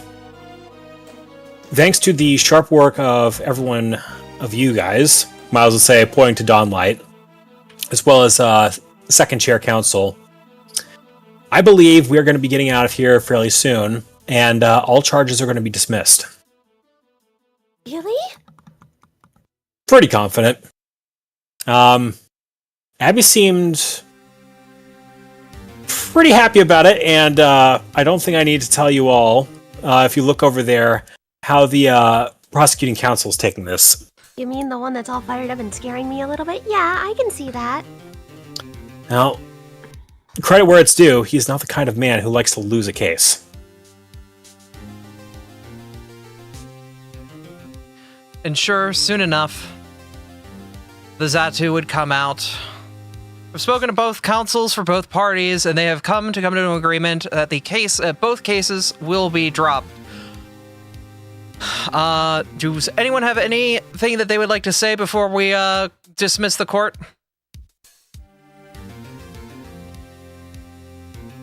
Ember just looks incredibly relieved that he didn't have to do anything.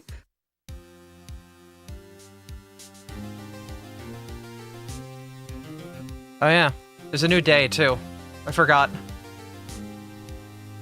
to move things forward. So yeah, your day of long hidebound expired a while back there. I forgot to press the day forward button, which is really cool that it automatically expires day-long effects. But the judge... It was one round, actually. Oh, that's a hell of a day, a day round then, huh? It's still on him. Yep. You have to remove it manually. Oh my goodness. All right, Miles, get over here. I'm ripping your hidebound off. Oh god. Hey, do not rip my man's hide! All right. At that point, the judge She's looks... feeling the dog. At that point, the judge bangs his gavel. Case dismissed. Thank you for your time. Oh, wait, I No, should they tried do to that. take a lot of Mars.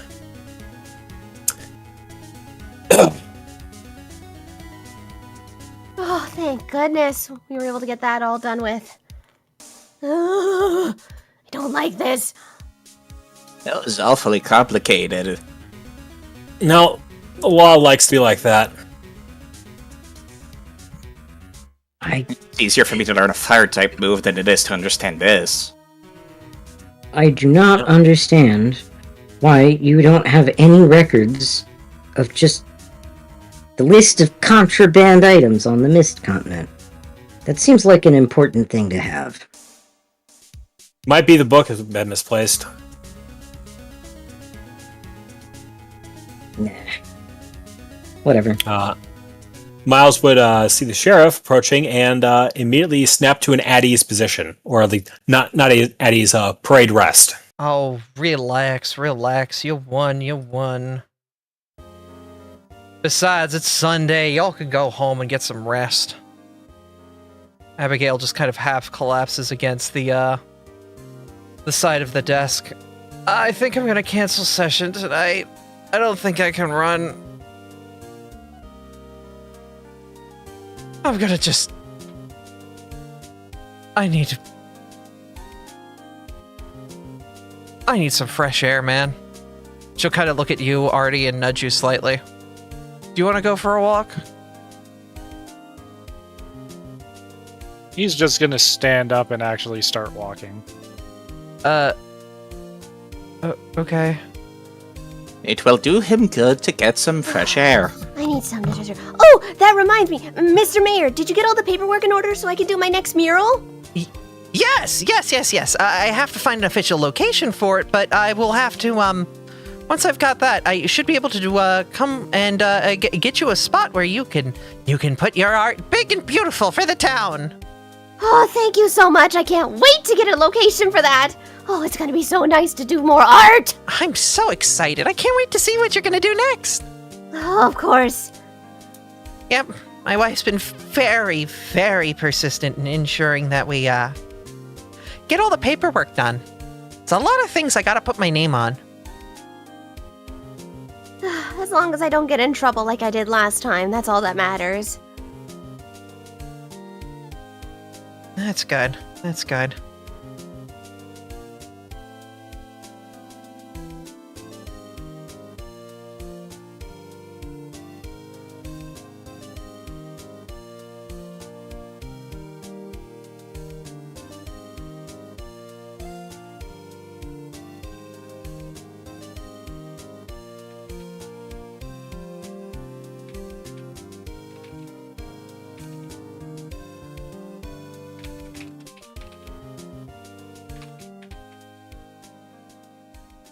Alright, sorry. Needed to type something out.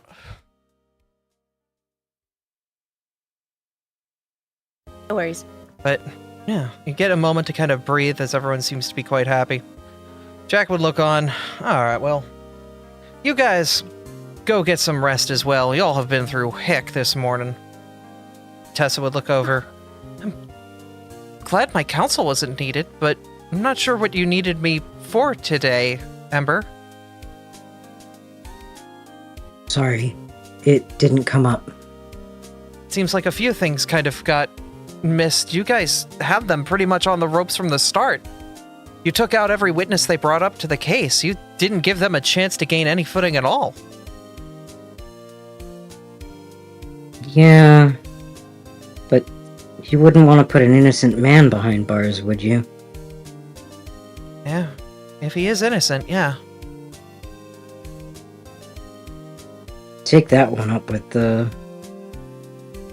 Toby, I think. Miles, you're pulling Saphira outside. Toby, you've approached the Carnies as they kind of stand around talking amongst one another. Opta is currently holding his familiar and will go up to the ringmaster and ask, "Damn, it was really a shame about that artifact being broken, though. Gotta ask, where'd you find it exactly?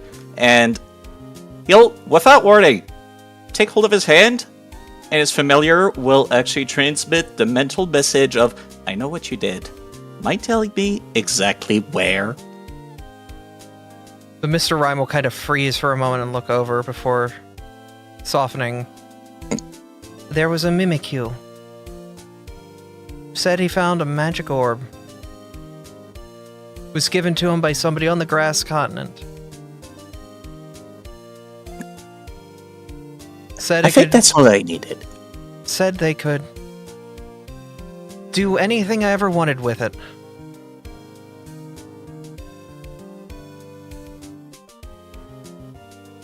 I think you should know better than to take bad deals that seem too good to be true from now on, right?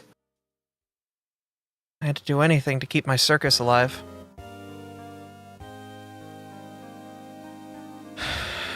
This I is just a didn't know mental was conversation, by the way, that other people can't hear. Yep. But I didn't know I made a deal with the devil. Well, just this once. You're welcome. Just this once an angel decided to show up to take you away from that. Keep things on the up and up, yeah? Yeah.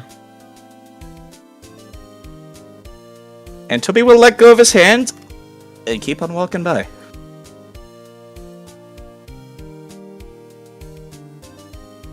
Toby, you notice that a Fuecoco's following you. Hey, what's up? They walk up to you, and they just kind of like put their paw against your head and go, sleep, and then keep walking. Nothing actually happens. They just kind of did that. Toby pretends to go unconscious. Aww. Did you play dead? I Wholesome. play dead. Or rather, fall asleep standing up, I should say. Yep. At this moment, Abby's walking with you, Artie. Are you trying to get some space from her, or are you letting her keep up with you? He's letting her keep up. Hey, Artie? Yeah. This whole thing really messed with you, but you never really got a chance to speak. Is everything okay?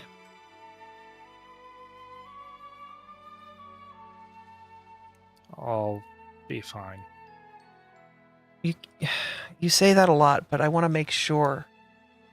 Not just be fine, but you aren't fine right now.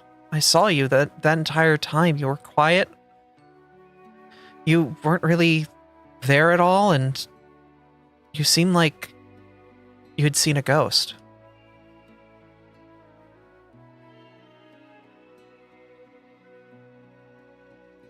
Metaphorically speaking, you're not far from the truth.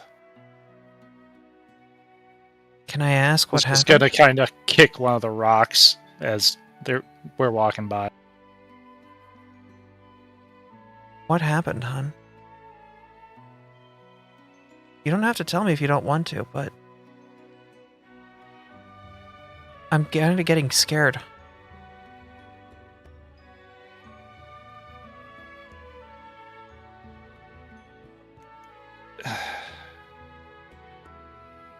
I'm gonna make a roll. Okay.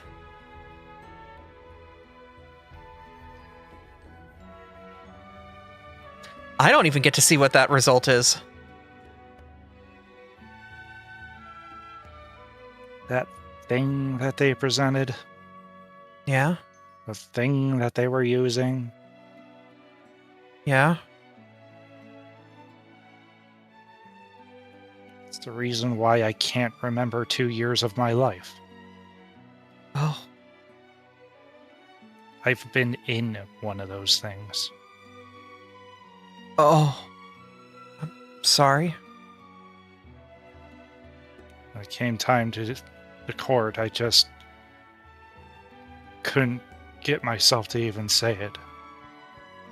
No, it was... Every time it was asked if anybody knew, if anybody had any experience with it, it's like I should have said something, but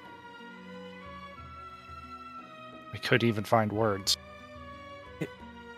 It was traumatic for you, it sounds like.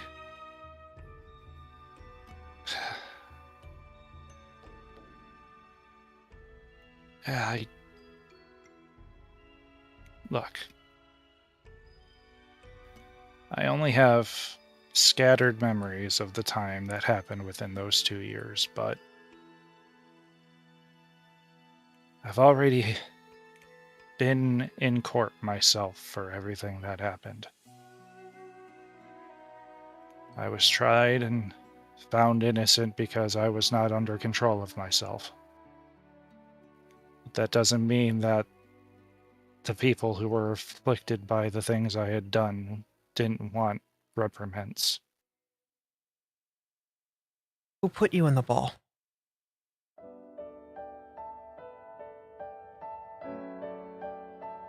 He's just gonna kind of look to the side a little bit.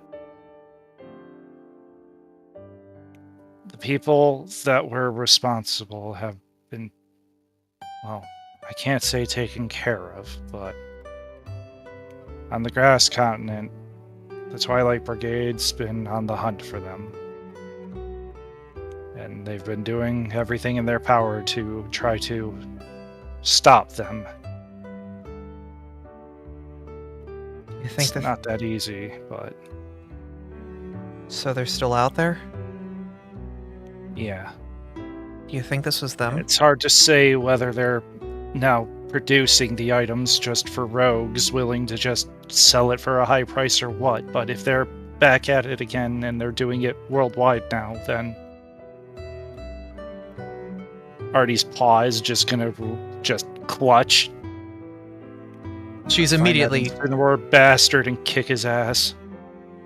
She's immediately grabbing your paw and holding it, looking up at you. You won't let whatever they are doing come to this place. Okay? It already has, though. Then we'll defend this place. We'll stop them.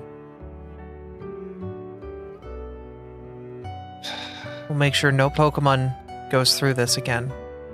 Not on our watch. Artie's actually going to pull his paw away from you and just kind of look at it.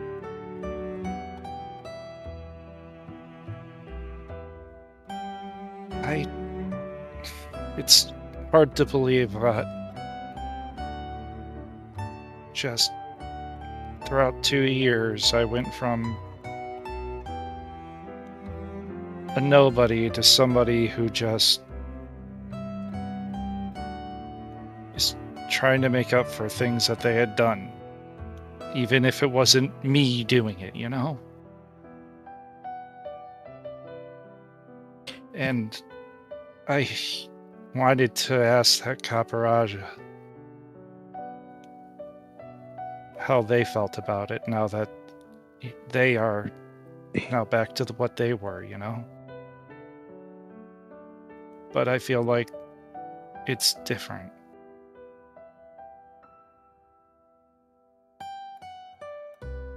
It sounds like that there might be something for you two to talk about. Do find them.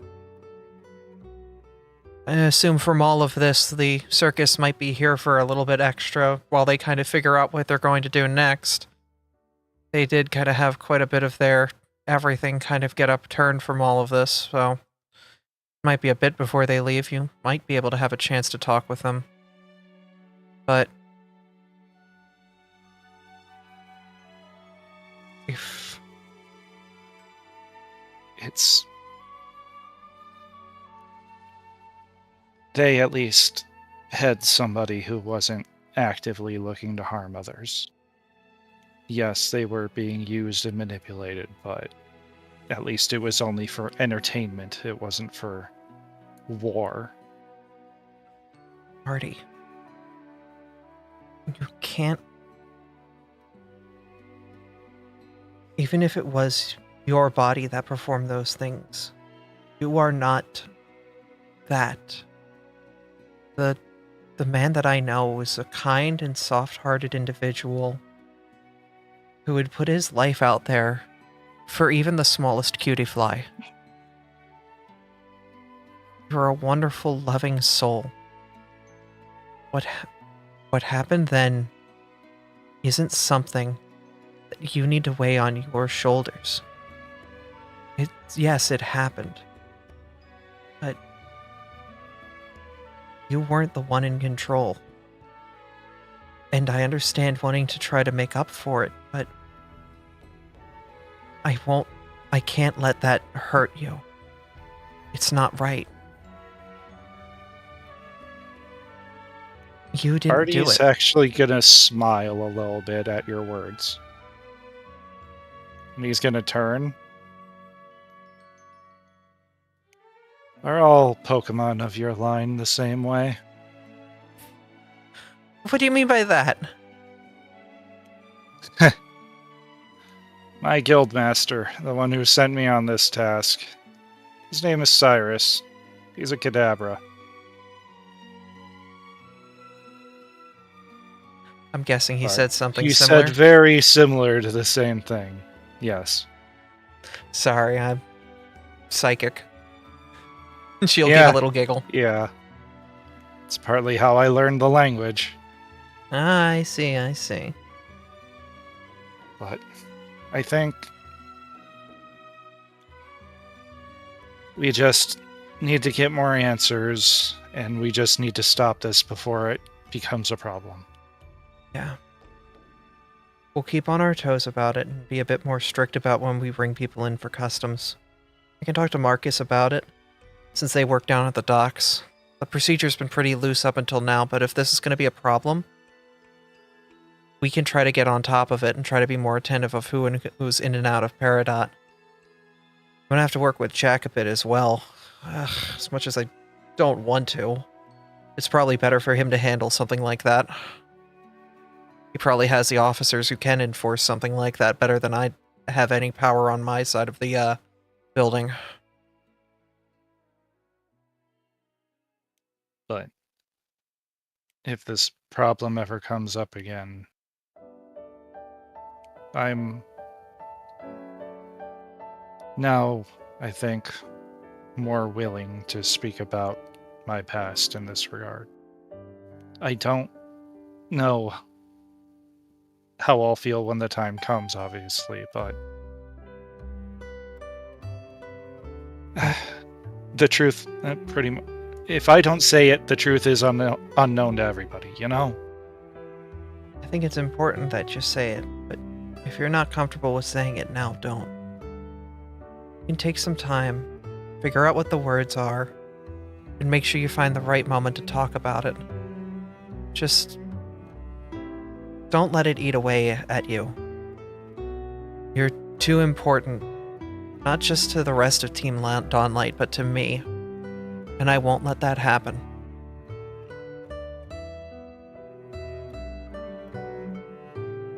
She'll float herself up and give you a peck on the cheek. For the most part, I think he would be pretty quiet as they walked home. Aw. Ah. At that time, we also move over to the scene of another couple. Miles and Saphira, you wanted to walk? Did you have anything that you wanted to do while you were out walking?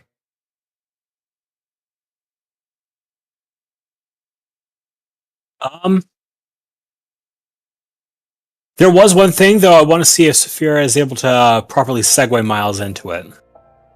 Alright, well, how about we just have you guys walk and talk and see where it goes from there? I'm gonna drag you guys outside to another part of the building just for the viewers at home. Just had you guys run through the bathroom. Ignore that. Nah. Nah? Not ignoring the bathroom. Got it. Anyway. No, I really did mean it when I said it.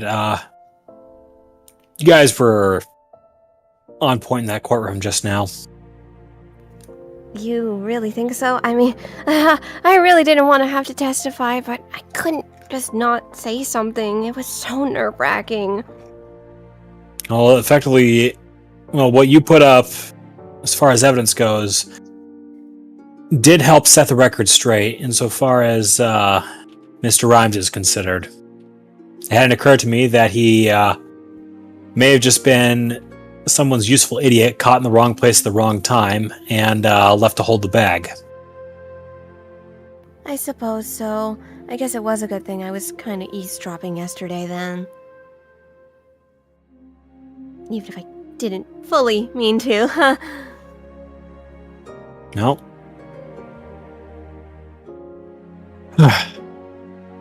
What's on the rest of the day's agenda for you? I really don't know. I obviously have to wait for the mayor to get back for paperwork for a location to paint my next mural. Legally, this time, but I don't really know what the rest of the team's gonna do since we don't have session with Abigail tonight. So, what's going on with that mural? Oh, you mean the one that's painted outside the mayor's office? Well, no, the new one that you're gonna do. Oh, I'm still doing concepts to make a new mural, but once I know the location, I'm gonna make a mural to make the town more pretty because the mayor overheard I'm a bit of a artist from the grass continent.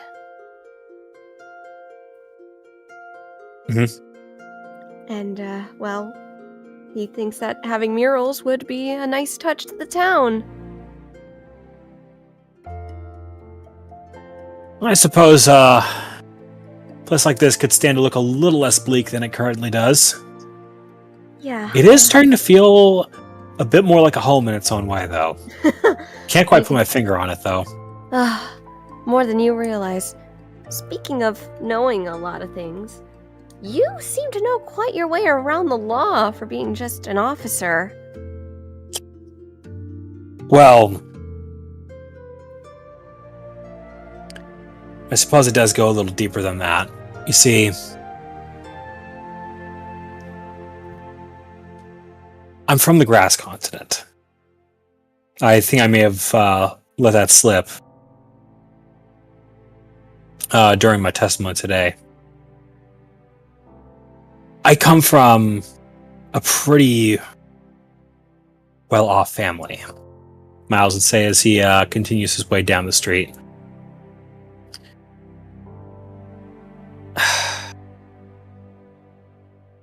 My family's royalty.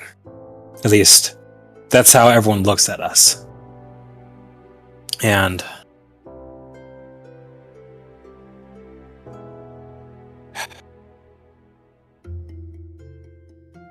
the last time I saw my family, it was not a good time for anyone involved. I got a lot of things from them, but I let them down in a big way. And because of that, my younger brother's dead, and my older brother is barely able to walk most days. Oh, I had no idea, even though I'm from the grass continent myself. I'm sorry to hear that, Miles. Do you remember that story I told back at the carnival? You mean the one that really just sounded... I couldn't stop listening to it. How could I forget it? Some of the best stories out there contain elements of truth. That guy that went missing, who stood against the Shadow's wrath, and nobody has seen him ever since then. You? Yeah. I don't know how it happened, but somehow that Reshiram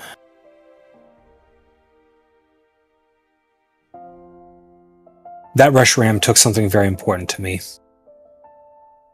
It was the collateral damage that they caused.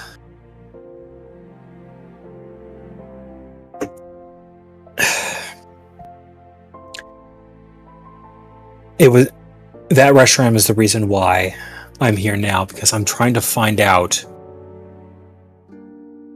why it was the Shadow's Wrath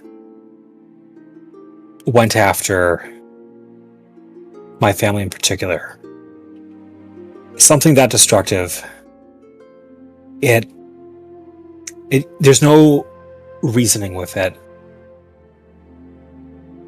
But I want to know why it came after us, why it decided to summon a being as powerful as Reshiram just to destroy my family. And that's part of the reason why I'm here. Because every sort of sighting I've ever heard of a Lucario matching that description has led me here. But if I was that thing, I'd know that I was being hunted. So that's part of the reason why I'm a police officer. Is no one would expect rank-and-file law enforcement to be hunting something like that. And when I do find that Lucario, I'm going to make it answer for what it did. Saphira is in slight shock, but she just kind of gets on her haunches to just kind of hold Miles as close as she can, being Tiny Bug. I'm sorry to hear all of that happened. Obviously, I had no idea as I've been dealing with my own things, but I'm sure you'll find answers, and I hope you do. And if I find anything correlating to that, I'll let you know, you know? Can you make me a promise right now? Of course. It's the least I can do. If you do find this Shadow's Wrath, don't try to take it head on. I want to be able to face this thing. Because it really is that dangerous. Good news is, I've fought it before. Well, hopefully I don't run into it, but if I do, you'll likely be the first to know. Thank you.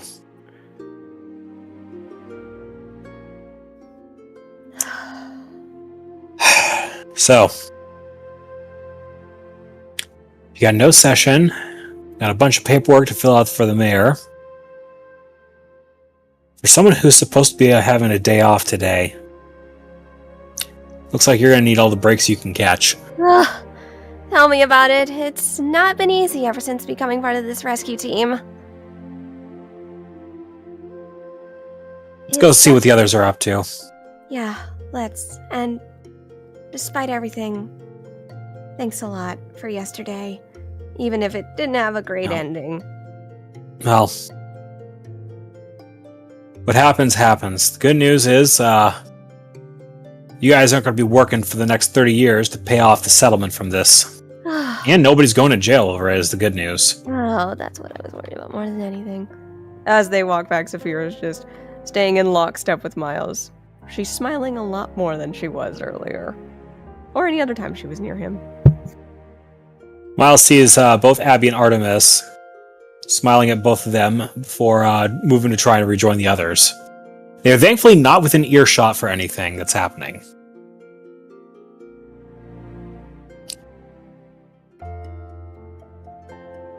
Not that it would be related anyways.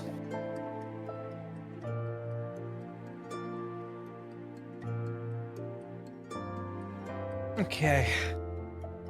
As you kind of head back in, you don't really hear anything over earshot as everyone kind of just shuffles back in and slowly gets back to their places, and eventually everyone kind of just starts to head back toward home. There isn't much more as of the moment. Did anyone have anything else we want to do before we kind of call session here?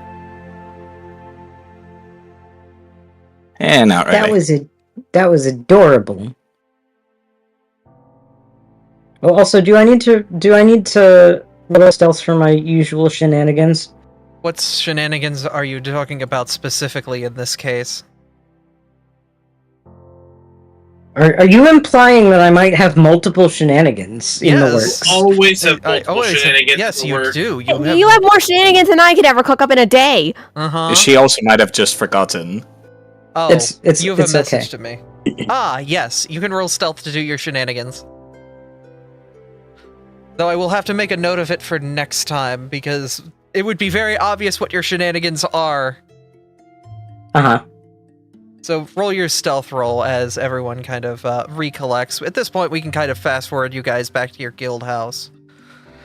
Though, as you are collected here, you will find a knock at the door. And as you go outside to look at the knock at your door, you find a package specifically for Toby, that tome that you ordered. Huh? What tome? The Right, the tome. Yes, the tome that you spent all I of your knew it. 500 gold on. Get the door, it's Pizza Hut. Honey! I can't believe somebody out pizzaed the hut. Well, this is mine now. Mm-hmm. As you kind of sit around to kind of recollect yourselves, you do have a Sunday afternoon in front of you. But we'll have to come back to it next time, as it seems like this is a good place to end things for now. But next time, That was fun. you guys will be heading off somewhere. You guys will have a new mission. I wonder where it will be. But I hope you all had a fun session today. I know today was not a lot of skill checks, but a lot of mental gymnastics. I think you all did wonderfully. I've prepped you well for these kinds of shenanigans I'm putting you through. Yeah, you folks did great on that. Yeah, that was a lot of fun. Yeah, it was. Yep. I'm sorry. I was sitting here just like I was sitting here just you know that animation of like the person with all like the mathematical formulas around their head. Yeah. That was me so often throughout this entire session of trying to think things out. I was literally such a Phoenix headache. Wright. I was doing all.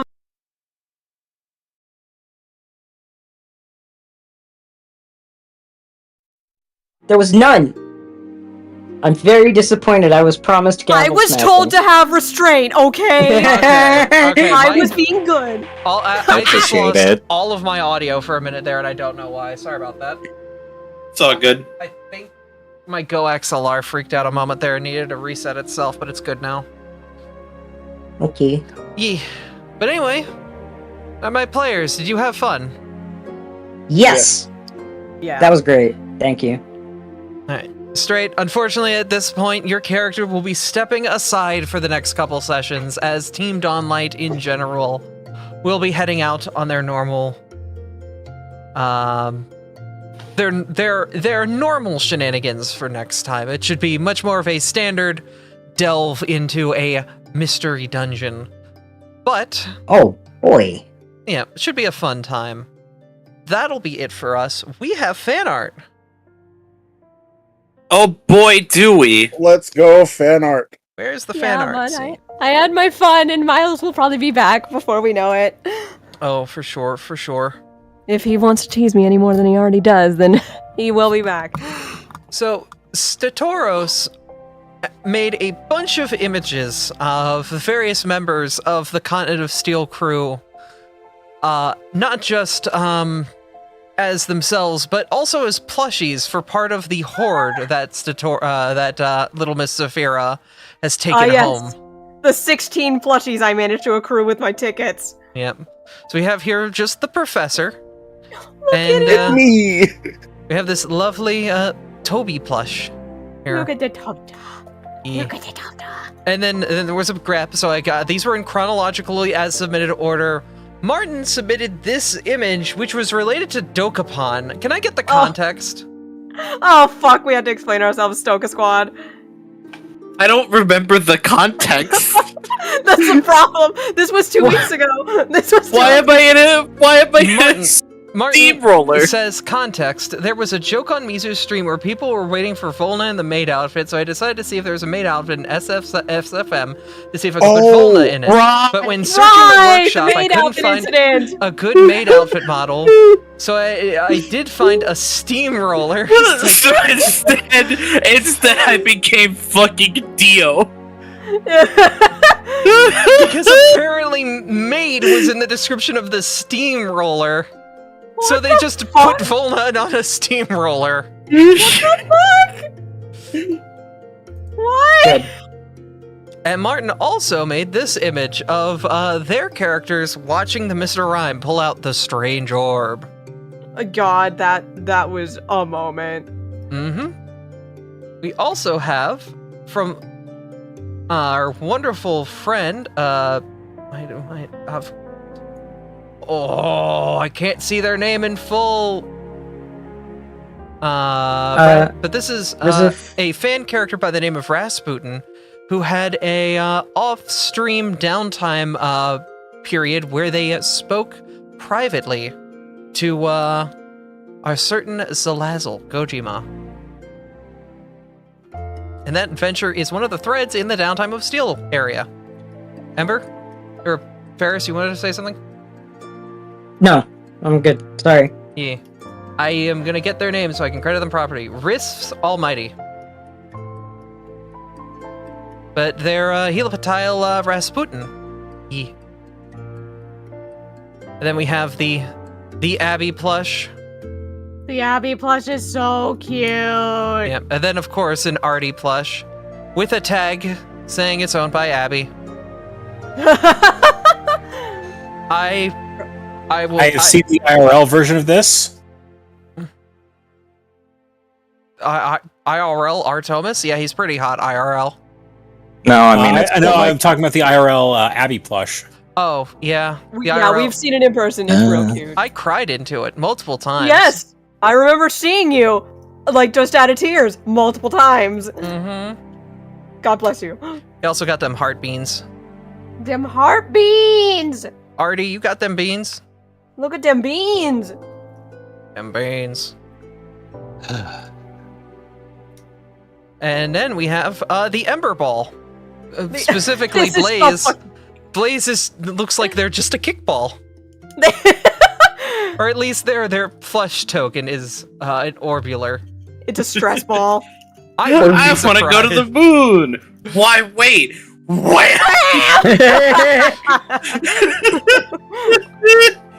And of course, it is paired perfectly with the Ember plush.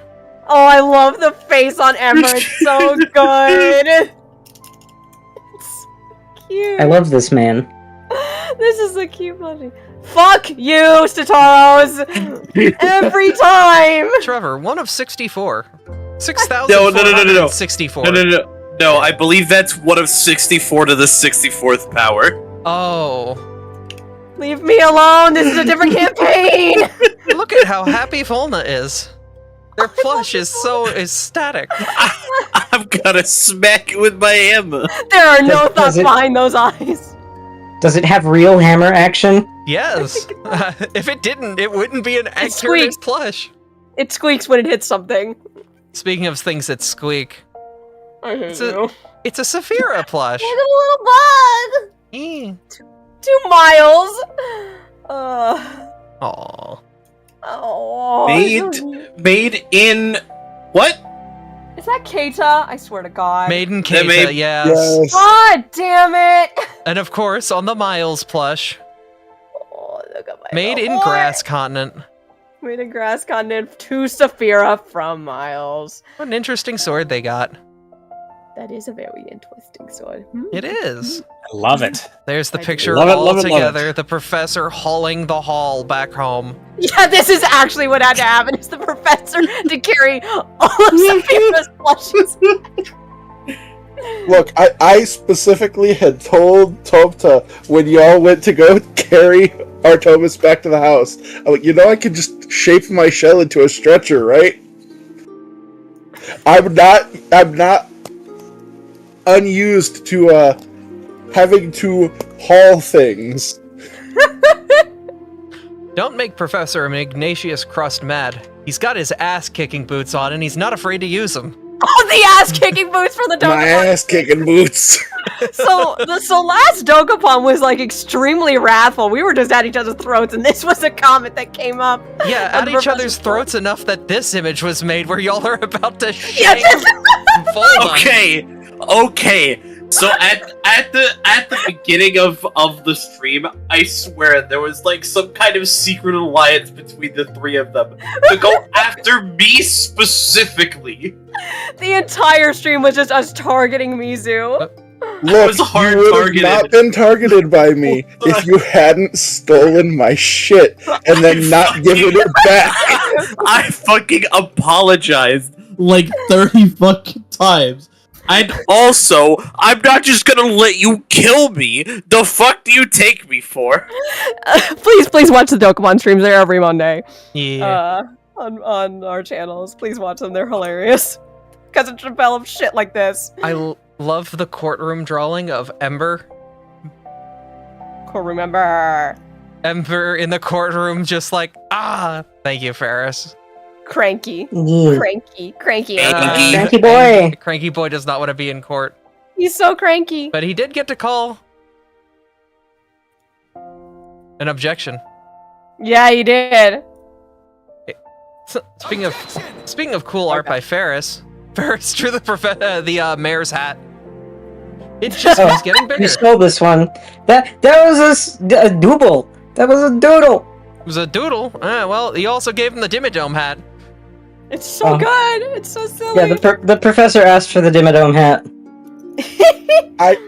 When I saw it, I was just like, it's gotta be the Dimmadome hat, and it's gotta just keep getting bigger. Yeah, like the state trooper's hat from Scary Movie. Oh yeah. Yeah. Charles Dimmadome. Charles. We got. Oh, this. I made this piece with the entire crew seeing the Pokeball, and the Oh, that's absolute. Volna. Yeah, that's One Punch Volna at the top there. This is excellent. It captures everybody's reactions very well. Zafira's like having a great time. The Yeah, professor's Mizu. just amazed. Mizu's like, "Aw, shit, here we go again." Toby's thinking about it. Abby's like, "What the hell's going on?" Meanwhile, everyone at the bottom is having very bad moments with this. They're having a bad time. Jeez. The bottom of the screen means trauma. There are trauma behind several eyes on the bottom there. Several. Welcome to the Trauma Corner. Yeah. Fuck. I'm gonna be done eventually. And finally, we've got one more thing. An animation from Martin. Let me get Oh God. DLC shared. You'll speak when spoken to. Oh, let me hold up. Holding. Hold up, let me share it. That way you guys can get it live too. Oh fuck. Oh, okay. You're just huge. Please scale yourself down. Thank you. Also, Tank's on top of everybody for some reason. Just ignore them. So is Aura. I don't know why they're all up there. Hello, chat. I'm Layers, right here. Abby. Can't you see me? Layers. Yeah, they're behind the layers now. All right. Here, How let me. dare you obscure the prince? Yeah, well, he may be blue about it. Might be blueprints. Okay, hold up. Let me get the music stopped from the session real quick. Where are you, Google Play? Or not Google, there we go. Alright. You'll speak when spoken to. You'll speak when spoken to. Yeah, pretty much.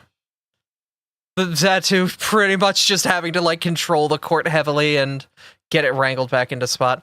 But that'll be it for us. Thank you guys for coming out and watching. And thank you guys for being here, my wonderful players. Uh-huh. Are you good? Uh-huh. I have Are you good? I got a bug. So, in about an hour and 10 minutes, the Kobolds will be here fighting the final battle against a guy. That'll be fun to watch. But for now, that'll be it. Well, there's a Kobold now! Hello. Suddenly a Kobold. Oh, get Abby, Yes. What's up? you're doing a thing in 2 weeks with me. Yeah. Oh, Artie and I are participating in a thing Ferris is running. Ferris is running a tabletop session on their channel. You should go check it out. Scorpy, it has a name. It has a poster. So let me give a shout out. Ferris Ig. We announced it. It's no Yes. longer Mystery Campaign. It does. Why does the channel I'm trying to shout out not exist? There it But goes. that one I can't help you with. I got it. Thank you. Ferris is running a campaign. Ferris ran a campaign for me forever ago, and that's part of the reason why they're here is because they ran a fantastic campaign, and I decided it was time for them to be a player under my tutelage. And I know that they had the chops to do it, so I'm very happy that they've been having fun. And now they get to torture me back in real time. It's great. Friends In front of an audience. Friends DM other friends. Or GM, I because thought that DM is... I thought it was friends don't let GMs.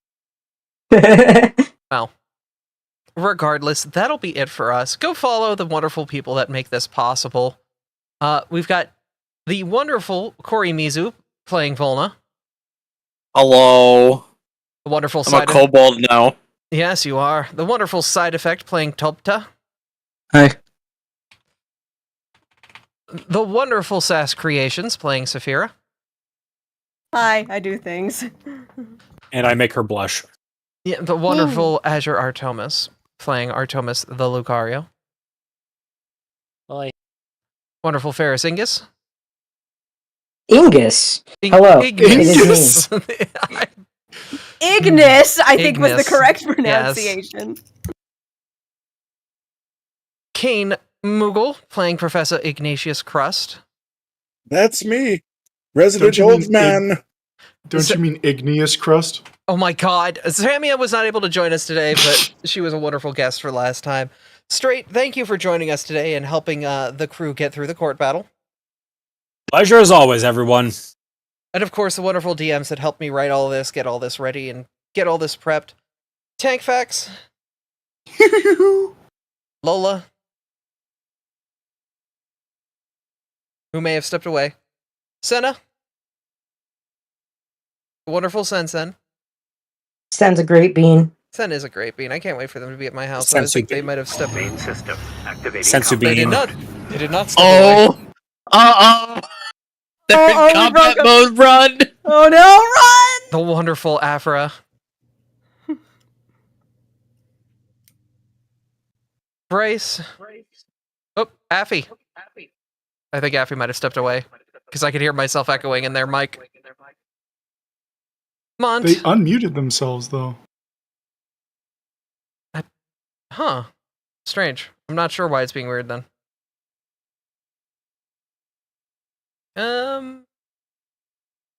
Mont and Volt. Oh, Lola just got back. Hi, Lola. Hi. Yee. That'll be it for us. Thank you guys for coming out and watching. We will be back next time in about an hour with some kobolds. You guys have a wonderful rest of your evening.